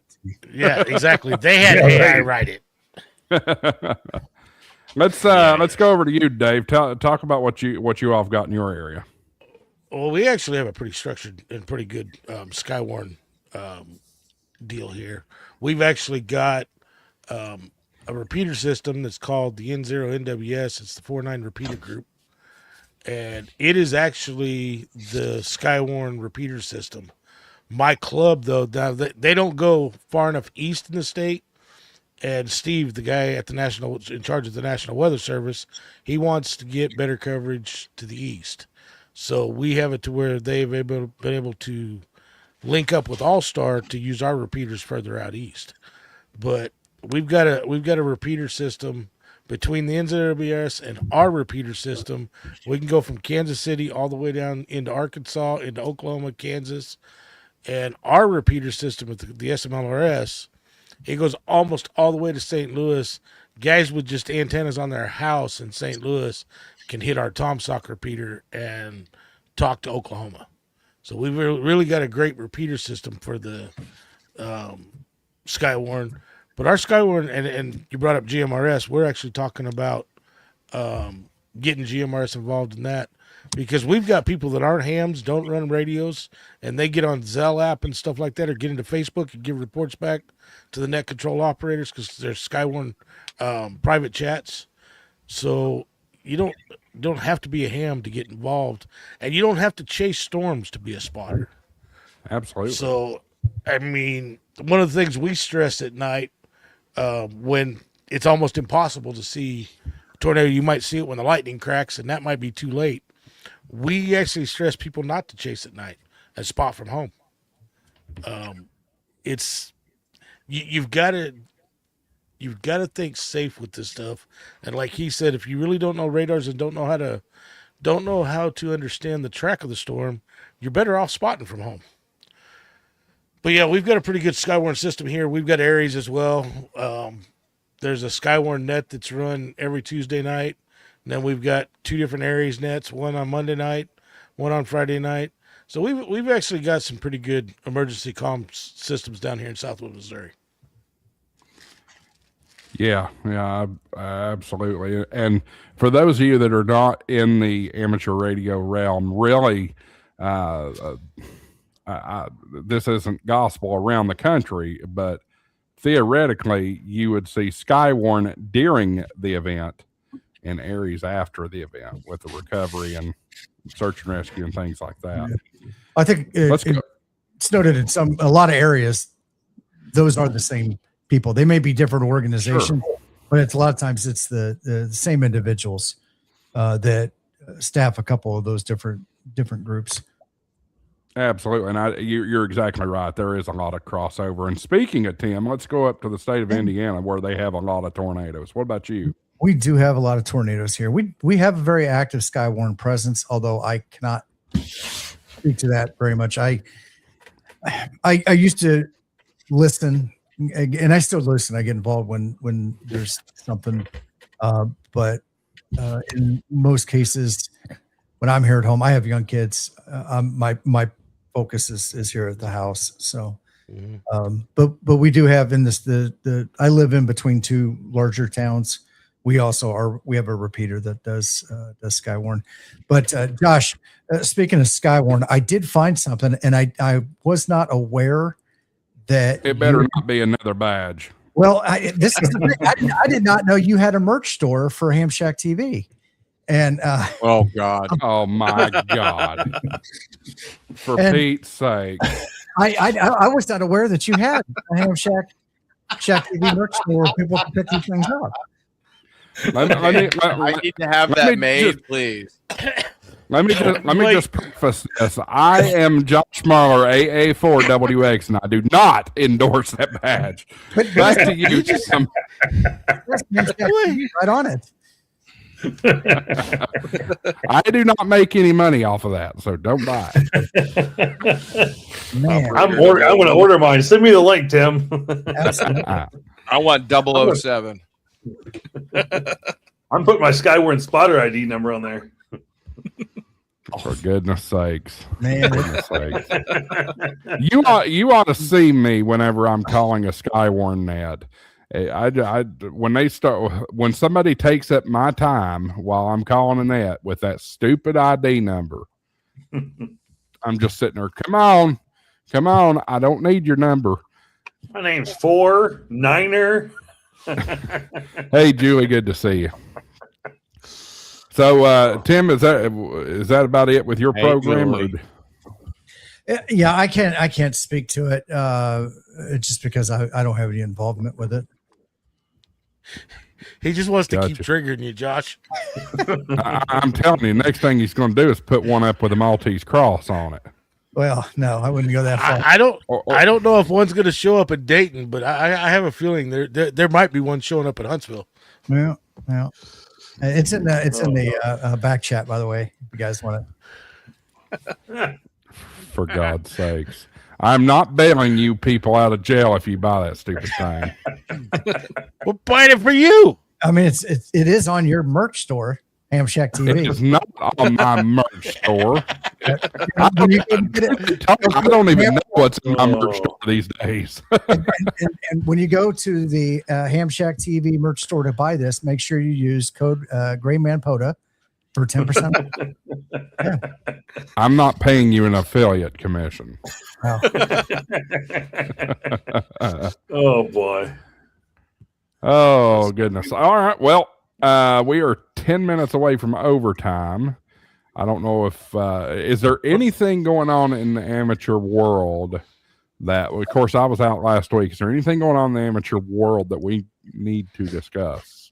Well, I know the Hurricane WatchNet are looking for operators for the Hurricane WatchNet for, speaking of storm spotters, and getting prepared for that. So if you're interested in becoming a Hurricane WatchNet, your 14.300 frequency, taking up the channel all day person, you're more than welcome to join that. So, but in all honesty, they do have a legit cause and a legit purpose, and they really do serve a good purpose out there. So I make fun of that a little bit because they really do think it's their channel. They run it all day long, but it's I get a little aggravated over that when they get a little contentious sometime on that, but it is really a good thing to have, and it's a good thing to be a part of. And if you got the time to dedicate to it or spend time with it, it is a cool thing. So they're looking for more operators to be able to do that and make that work. And so just the only thing I can think of kind of weather related and kind of any amateur radio news. And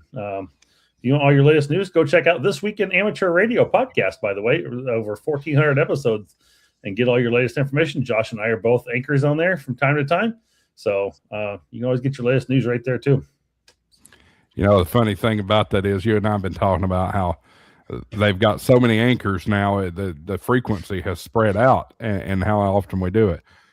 I'm on my, he asked me to do it last week. I'd be my 4 weeks in a row, but I couldn't do it last week because I was traveling up to see my wife. So otherwise I've done it 4 weeks in a row here. So, well, he wanted me to do it 2 weeks in a row. And I told him, we're moving this week. Probably not the best week. So no, probably not. Yeah. Frequency and use. So Yes, it is. Get off my frequency. All right. Lord, Okay. I don't think you- Let's do a quick. We got 8 minutes. Let's see if we can. Let's get in. Give everybody about 2 or 3 minutes here and do a round robin of kind of how we're doing with either ham radio or your channels or whatever else you got going. So, You first. No, start with Levi and just come around, and it ends with Josh. Yeah, Levi's in the 12 o'clock position. That works out great.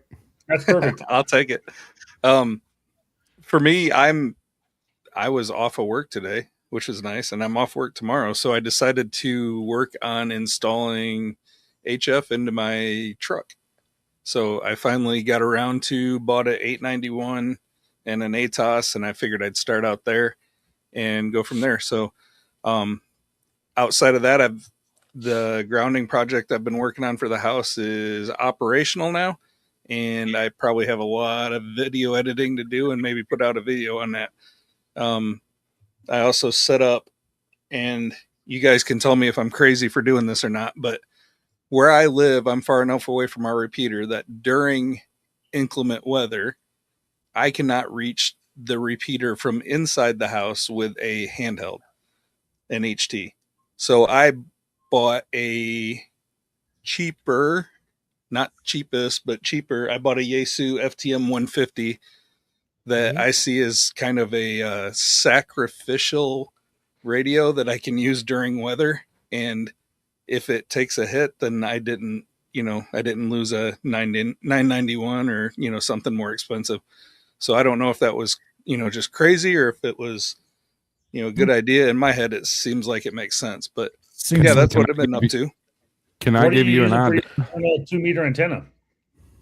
I've got a Comet 333 up there right now, the tri-band, but okay. Let me give you get out with 50 watts. You should be able to get out with that just fine. Oh yeah, let me give you an idea, Levi. Not saying go do this right now, but I'll tell you what I have found is a great method. If you need to be around the house and get into something more powerful.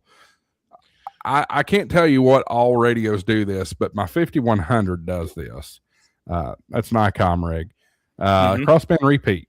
Crossband repeat will save your life when it comes to stuff like that. It's a little difficult to set up at first, but once you figured it out, it's super, super easy. And basically what you're doing is you're talking with your HT into your 5100, and then it repeats it back out on the frequency you want it to. Gotcha. Well, Levi, there's other ones too. If you want to find a used one, you can join the 400 Mafia. It'll do crossband repeat. Okay. Yeah, I've got a 27 500 in my truck, but that's right. This one does it too. So, all right, we each about got about a minute left. Michael. What do they say in the Senate? What do they say in the Senate? I divert my time, or I yield back. I yield back my time. Yeah, there you go. I'm not doing anything this week, or maybe this weekend. We have Weekend Warriors tomorrow night on N1OG. You can check us out if you're a veteran and you need some therapy time. Come hang out with us tomorrow night. Other than that, getting the camper ready for Nearfest. We have a boatload of people coming up actually the end of April. It's Thursday, Friday, Saturday, April 30th, May 1st, May 2nd. God, words are hard. Anyway, so we're gonna getting the camper ready for Nearfest. I've got to do an alignment onto it. Believe it or not, I can change the alignment on my camper. So I've got to change some alignment specs onto it. Get the table mounted, get the batteries charged, 300 amp hours in there, so I can not worry about anything the whole weekend while we're up there. So great fun, great times, great camping, and there's many more Thursdays before Nearfest. So if you're not going to be there, you're not going to be there. But I hope everybody whoever's in the Northeast can get up there And hey, while you're at it, push the like button wherever it is. It's down here somewhere. So I think it's right about there. Push the like button, subscribe, come follow us, and come see more good information and shenanigans. Speaking of shenanigans, Chavez says, "Is No, he I'm not on the couch asleep?" I am not on the couch asleep. No, dude, I was getting sick and bored. Yeah, but we thought he was starting to go to sleep because he dropped off the stage and turned his camera off on us. I had to go handle the dogs. Sorry. Well, of any time for that to happen, it was during Chris Bowden, and it made it even better. Like, Yep. we were laughing so hard. We were laughing our asses off. It was so good. Oh, trust me, I had a few friends that were watching that were laughing their asses off. They're like, "Oh my God, you fell asleep. Oh my God, you snored." I was like, "Really?" So it's funny because we were giving a test, and it took me back to the days whenever I was doing VE testing every night, and we had a rule that the VEs had to leave their camera on. Why did that rule exist? Because no, it's actually not that. Because they had a VE that had a medical event with the camera off.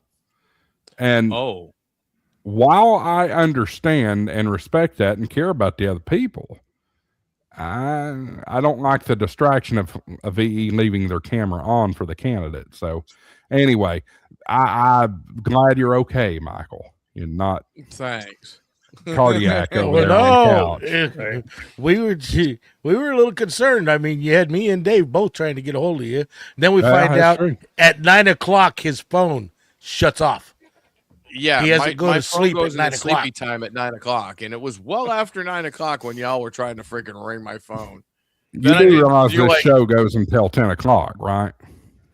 Yeah, but I didn't think I was going to pass out. I swear to God, I did not know I was going to pass out. I literally, I was like, I'm just going to lay here. I've got a headache. I'm going to listen to Chris yammer about his test and make all sorts of fun sounds and comments. And I'm just going to pop back up. And I literally popped back up, came over, sat down and went, oh. It was only a 20-minute nap. I'm all right. Yeah. Marvin, your turn.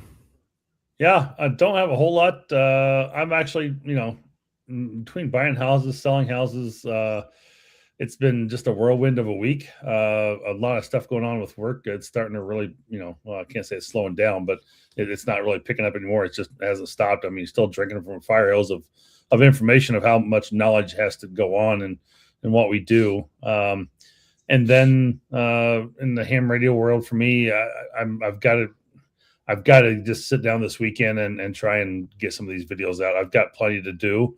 And hopefully I don't really have, it looks like it's going to be raining pretty much all weekend. So it's a good inside Saturday project to do. I will be doing this week at amateur radio. I've been doing them the last couple of weeks on Friday nights. So I've got those anchors I've been doing as well. And I not have to worry about any moving or going or traveling anywhere this weekend. So, hopefully we'll get it done, but that's about it in my world. And hopefully I'll even get to play with the 3D printer a little bit more. I haven't had a chance for 3 weeks to do it. So almost 4. So I do have a little bit of a 3D printed project I'm working on for Anderson Power Poles, but I ran out of Anderson Power Poles and I'm waiting for my supplier to ship me some more. So I get them at a really good rate and I buy them and we get them in bulk. So as soon as he gets them, I'll have some more in hand and finish my project. So it's kind of cool. But other than that, I don't really have a whole lot on my board. So I'm glad to maybe even have a little downtime. You're telling me I can't wait for some downtime. I have gone nonstop for over a week now. Yeah, it's been that way. It's actually been nice to come over here and sit down and do the show tonight because no hanging stuff, no unboxing stuff, no wiring stuff. Yeah. So yeah, I feel for you. I hope that the real estate transactions both go smoothly.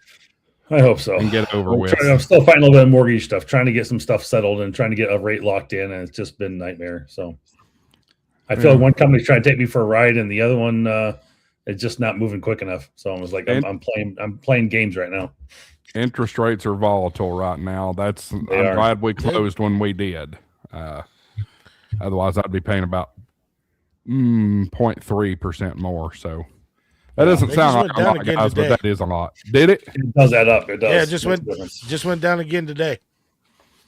That's good news. Speaking of Dave, let's go on to you. What's up?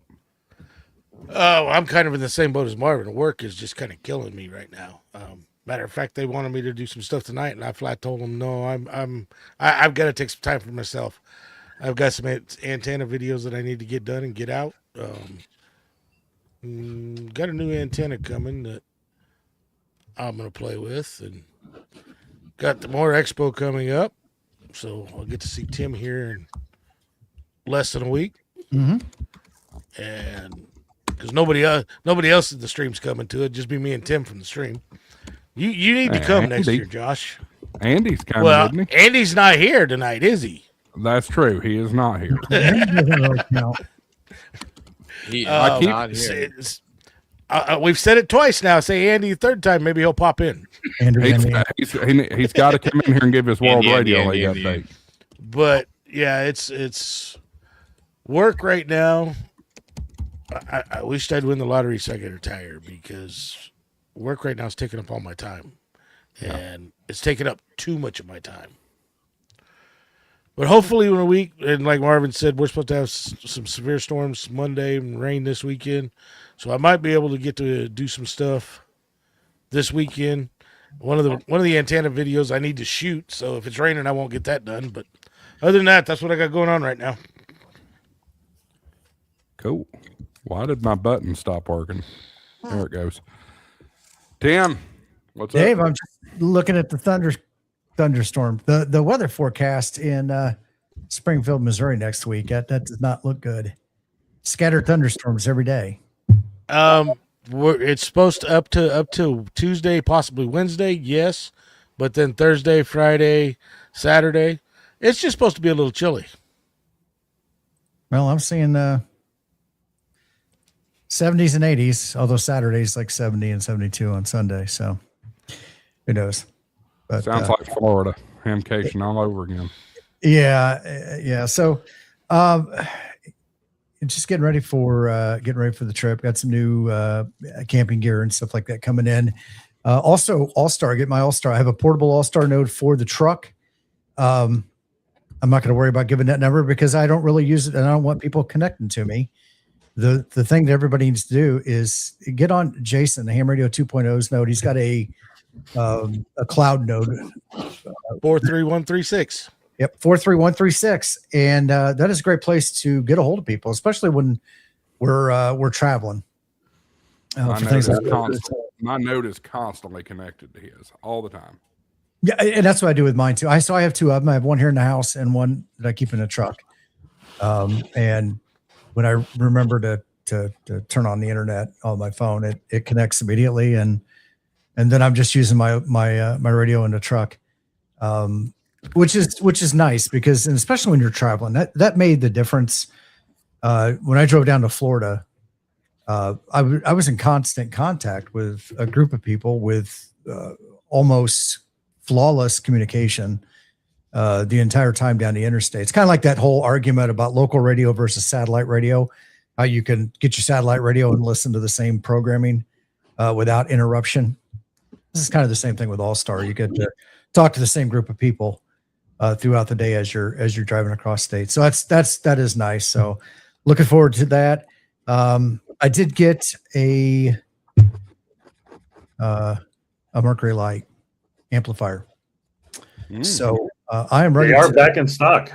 I am ready to start doing some 600 watt POTA activations. Primarily on AM, and for that guy that was bitching about me having 10 watts on a park bench, and I wasn't deserving of the frequency. So Unfortunately, I wasn't prepared. Problem is that most of the portable antennas I have are lightweight, backpacking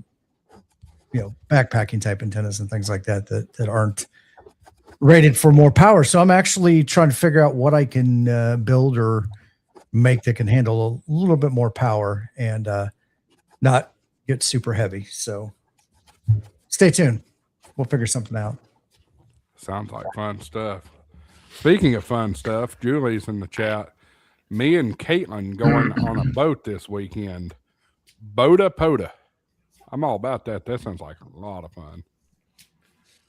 There you go. You probably get seasick. It's in the open ocean. Oh, no. I don't. I mean, if I'm going in the ocean, it's going to be a freaking cruise ship because I can't do those huge waves. No way. All right. Now for me, I guess. We're going to start getting back into production. First and foremost, I am going back to work on Tuesday. Praise the Lord. That'll be my vacation, going back to work. So I'm excited about that. My knees and my legs and everything is excited about going back to my office and doing real work. Let's see here. Coming up on the channel, don't have any videos scheduled yet. I will be starting to crank some stuff. Obviously, we're trying some new things here with the studio and that kind of thing. Really enjoying the possibilities of this much larger space. Next week, we have PodaCat, K3 SBP is coming on. I'll let Marvin talk a little bit more about that here in just a minute. So that's next week. And then the following week, we want to see your mobile shack. There is a channel in the Discord, in the Hamshack TV Discord, for you to submit your mobile shack for review. And some of you we might actually bring on and let you do a live tour of the, just depends on what we got to see. So drop some pictures of your mobile shack and let us take a look at that. I think it's exciting. We don't talk about mobile shacks enough. So let me come back to the grid here. Marvin, tell us a little bit more about the PodaCat deal coming up next week. Yep. So Casey, K3SBP, has built this program called PodaCat, and you can take any radio, whether it's a QRP lab, an ICOM 7300, a Zygoot, whatever, and it will rig to support any radio, and you pair it with a computer and something like something simple as even a Raspberry Pi, and you can operate your station right from your phone, your tablet. You don't need an expensive interface LAN device to make your radio a remote rig. So it's really going to be quite inexpensive. Again, pair it with a Raspberry Pi, maybe something like Tailscale as your VPN, and a phone connected to the internet, and you've got a full remote station right there. No subscription, no cloud services, and it's truly free. You can always go out and buy him a coffee, but this is something very cool, very new. He's got FT8 built into this, and I have not had time to build this myself. I've been wanting to do it, and I've just not had the time to dig into it. I may try and go ahead and do it this weekend when I'm on the house myself, if I'm not going to try and get those videos done. But again, where do you pick your poison, where you want to go and what you want to get done this evening or this weekend. So, but you can do remote signal sideband, FT8, CW. So lots of great options there for PodaCat, and I think you're going to find this to be a very interesting program to be able to remote. And it's like, I can take my 7300 and remote. I don't have to have a Mark II, or I don't have to have a Flex radio. I don't have to have any of these other Ethernet connected radios. Not at all. So very cool stuff. Can I remote my Bofang? Sure you can. Sure. Yeah. Sure. That's funny. I will say, Yaesu guys, you don't have to go spend that $350 on an SU LAN 10 cable. That's right. PodaCat. Exactly right. So, has anybody else on the channel played with this yet? No. Okay. Yeah. No, maybe Don will jump in the chat next week too, because he's done a lot helping with Casey on PodaCat. Don who? down there in Texas. I can't remember his call sign right now. He's the YouTube K5SKT. SKT. Okay. Huh? Yeah, that's it. Yeah. So maybe he'll jump in on this. We'll see. Yeah. So I don't know if Casey will be able to give a demonstration. I think he will. He'll probably give a demonstration. I'll check with him this week. Oh, he did. He gave a demonstration last night on Ham Radio Venture Guys channel. He did one last night for Podacat. Yeah, he's been. This ain't the first stream he's been on. No, I knew it's not his first stream he's been on. Tim had him on the kids table. Oh, so he's stealing from us. I see how's the Tim doing, huh? No, it wasn't kids table. No, it wasn't me. What? What you need to do is you make sure you have them sign exclusive contracts when you book them. Oh yeah, right. Somebody else is showing. Heck yeah, man. We're going to get the Office of the Attorney General involved here, Josh, and start writing some contracts so we can have exclusive rights first. You people better start. Yeah, where's your badge? You people better start doing some super chats if I'm going to have to write some contracts for people. Hey, I did have a surprise planned for tonight, but I'm going to hold off on that surprise. And I'll tell you why I'm going to hold off. We didn't get a whole lot of people watching. And secondly, the numbers a little lower than I expected. He has his hand in a brown box. Secondly, I don't know. We didn't get any super chats, but it must be Amazon. No, it's not Amazon, actually. I received this guy in the mail yesterday. It is another one of these. This is the Elecro ThinkNode M1, which I freaking love this thing. It works great. It is basically Elecro's version of that L1 Pro that Seed Studios has got. So I've got an extra one of these. I was going to give this away tonight, but y'all didn't respond. So we'll hold that off for another night. One of these? There you go. One of those. Is that the L1 Pro or is that the ThinkNode? I don't know what this is. Well, that's the problem. That's the ThinkNode. It's just a little black box with an antenna. Yeah, sure.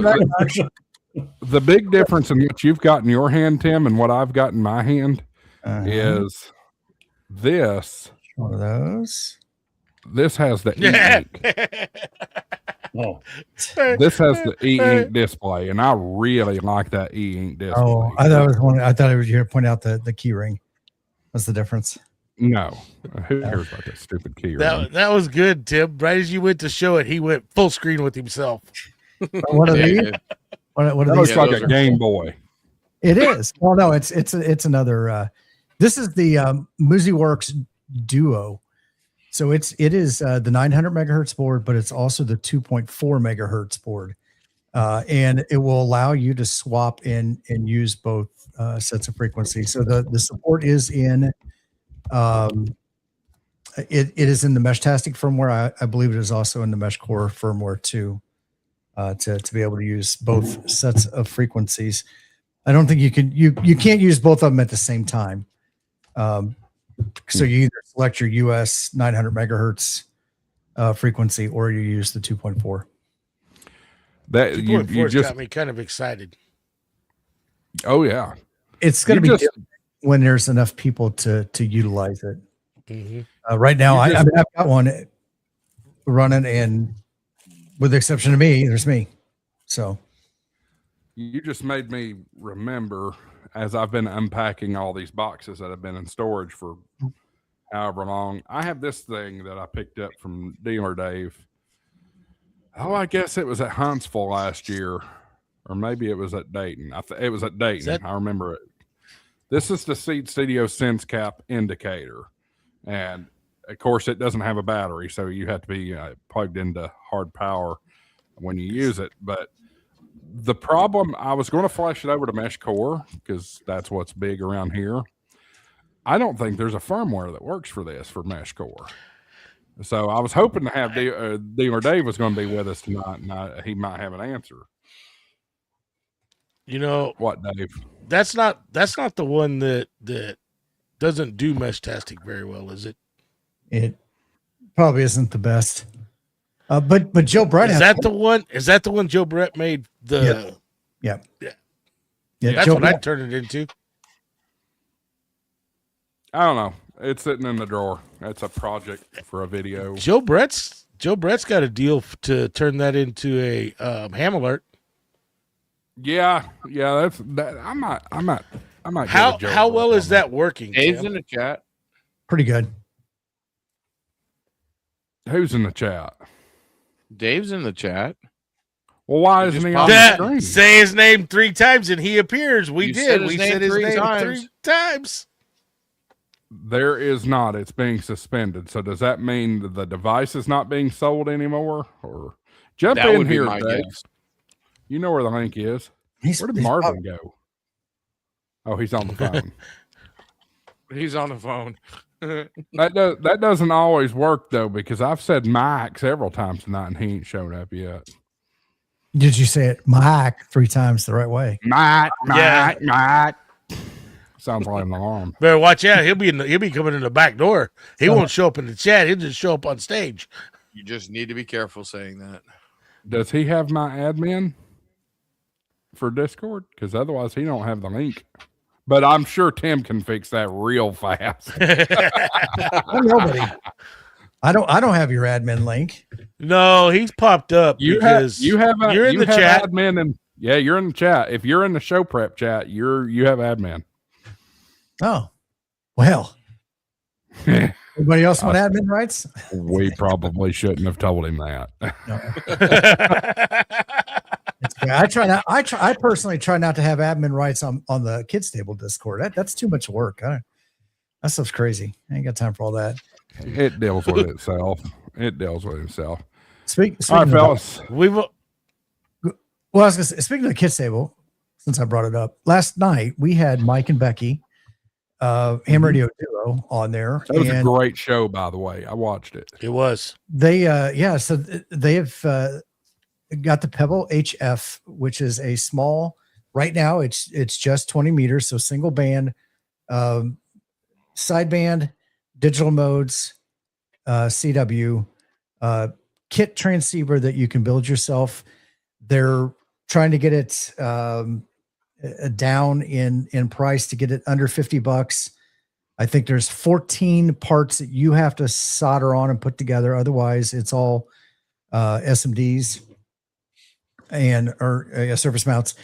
And it's I think a fun concept to get started in building some of this equipment.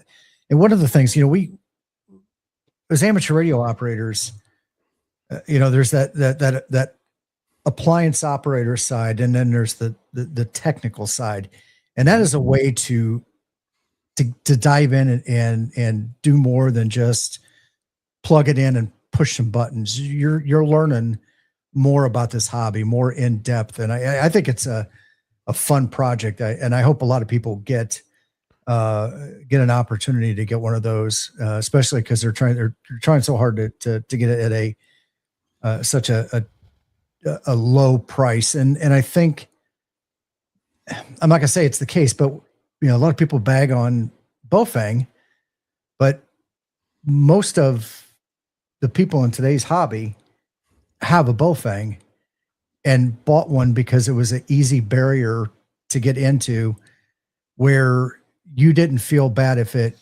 got damaged. And so I'm excited about it. And Pebble HF is their is the website for that. Well, I was really interested in that kit until I saw them little baby toroids. I am not winding those wires on those baby toroids. Yeah, get your grandkids involved in that, Dave. They got small fingers. They won't. It won't. When I see my grandkids, they won't have it out yet, so it won't do me no good. Yeah, okay. Well, ship it off to them, and they can ship it back when they're done. But actually, so the toroids, I believe, one is 10 wraps and the other one is 7, and it's not. What did Becky say? It's the precision in the wraps don't have to be that good. So it's part of the filtering network. I understand what it is, but Tim, if I'm going to wrap toroids, I want it to look proper. So I'm not wrapping them little baby toroids. Yeah. All right, let's put a pin in this thing. I saw Dean or Dave pop in for a second, but I guess he had something else come up. So, but I will agree with Tim. If you're worried about soldering, all the hard stuff's done on that Pebble HF. What's being soldered, what you'll have to solder, is actually probably pretty good for actually learning and picking up soldering. Yes, I agree. I will notate this. X-Pax Hinko, hope I'm pronouncing that right. Hey, all new ham here. You know what new ham means. I need to actually play a clip for once here tonight. So, new ham. There's your ding. Oh, wait. I got to turn the volume up. There you go. There's your ding for the new ham. The first radio I got was one of those Bowfang, whatever you want to call it. Fang. We'll just call it Fang. And I picked up an SDR so I can listen/learn about HF before going for general KD3 CVH. That is a great strategy. Absolutely great strategy. So yeah, and if people are harassing you about the Bowfang, ignore them. I mean, yes. I've been a ham for 32 years, and I have a couple of them in the shack. They're great price point radios because I can take it out in the yard, and while I'm mowing the lawn and stuff like that, if it gets damaged, I'm not worried about it. I'll buy a new one. Right there, 2 of them in hand. See, yeah, and this comes in the prison edition. Yeah, see, I want a prison edition. And there's another one. So don't let them prison. Well, the clear is the apparently. This is what I've been told. I only can tell you what Mike KMRD tells me, but in the prison, they have to be clear. Let me tell you something right now. If Mike tells you anything, don't forget to go check out K8MRDiswrong.com.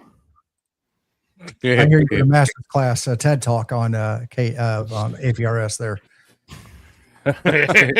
Not me. That is certainly a courtesy of Cam4ACK. All right, I'm putting a pin in it, y'all. Let's. I want to make a comment real quick. He did say he had people talk smack on him. Just ignore them. Don't let them bother you. More than welcome to come back with us every week. As you saw, there was 2 of us that showed you we've got Bowfang HDs, so you won't hear it from us. I've got one sitting on the shelf over there waiting on Charlotte to finish her ham radio prep and get her daggum license. And when she's got it, that Bowfang is hers, even though it's red, and red is my favorite color. But it's sitting here on the charger waiting for her. And very good point, Dave. Thank you for putting that out there. All right. We're going to black. We'll see y'all next week. Podacat. Bye, guys. It'll be a great episode. Later. We'll see ya. Peace.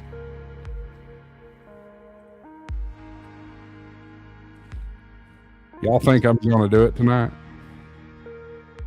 You think it's going to happen? Think real hard.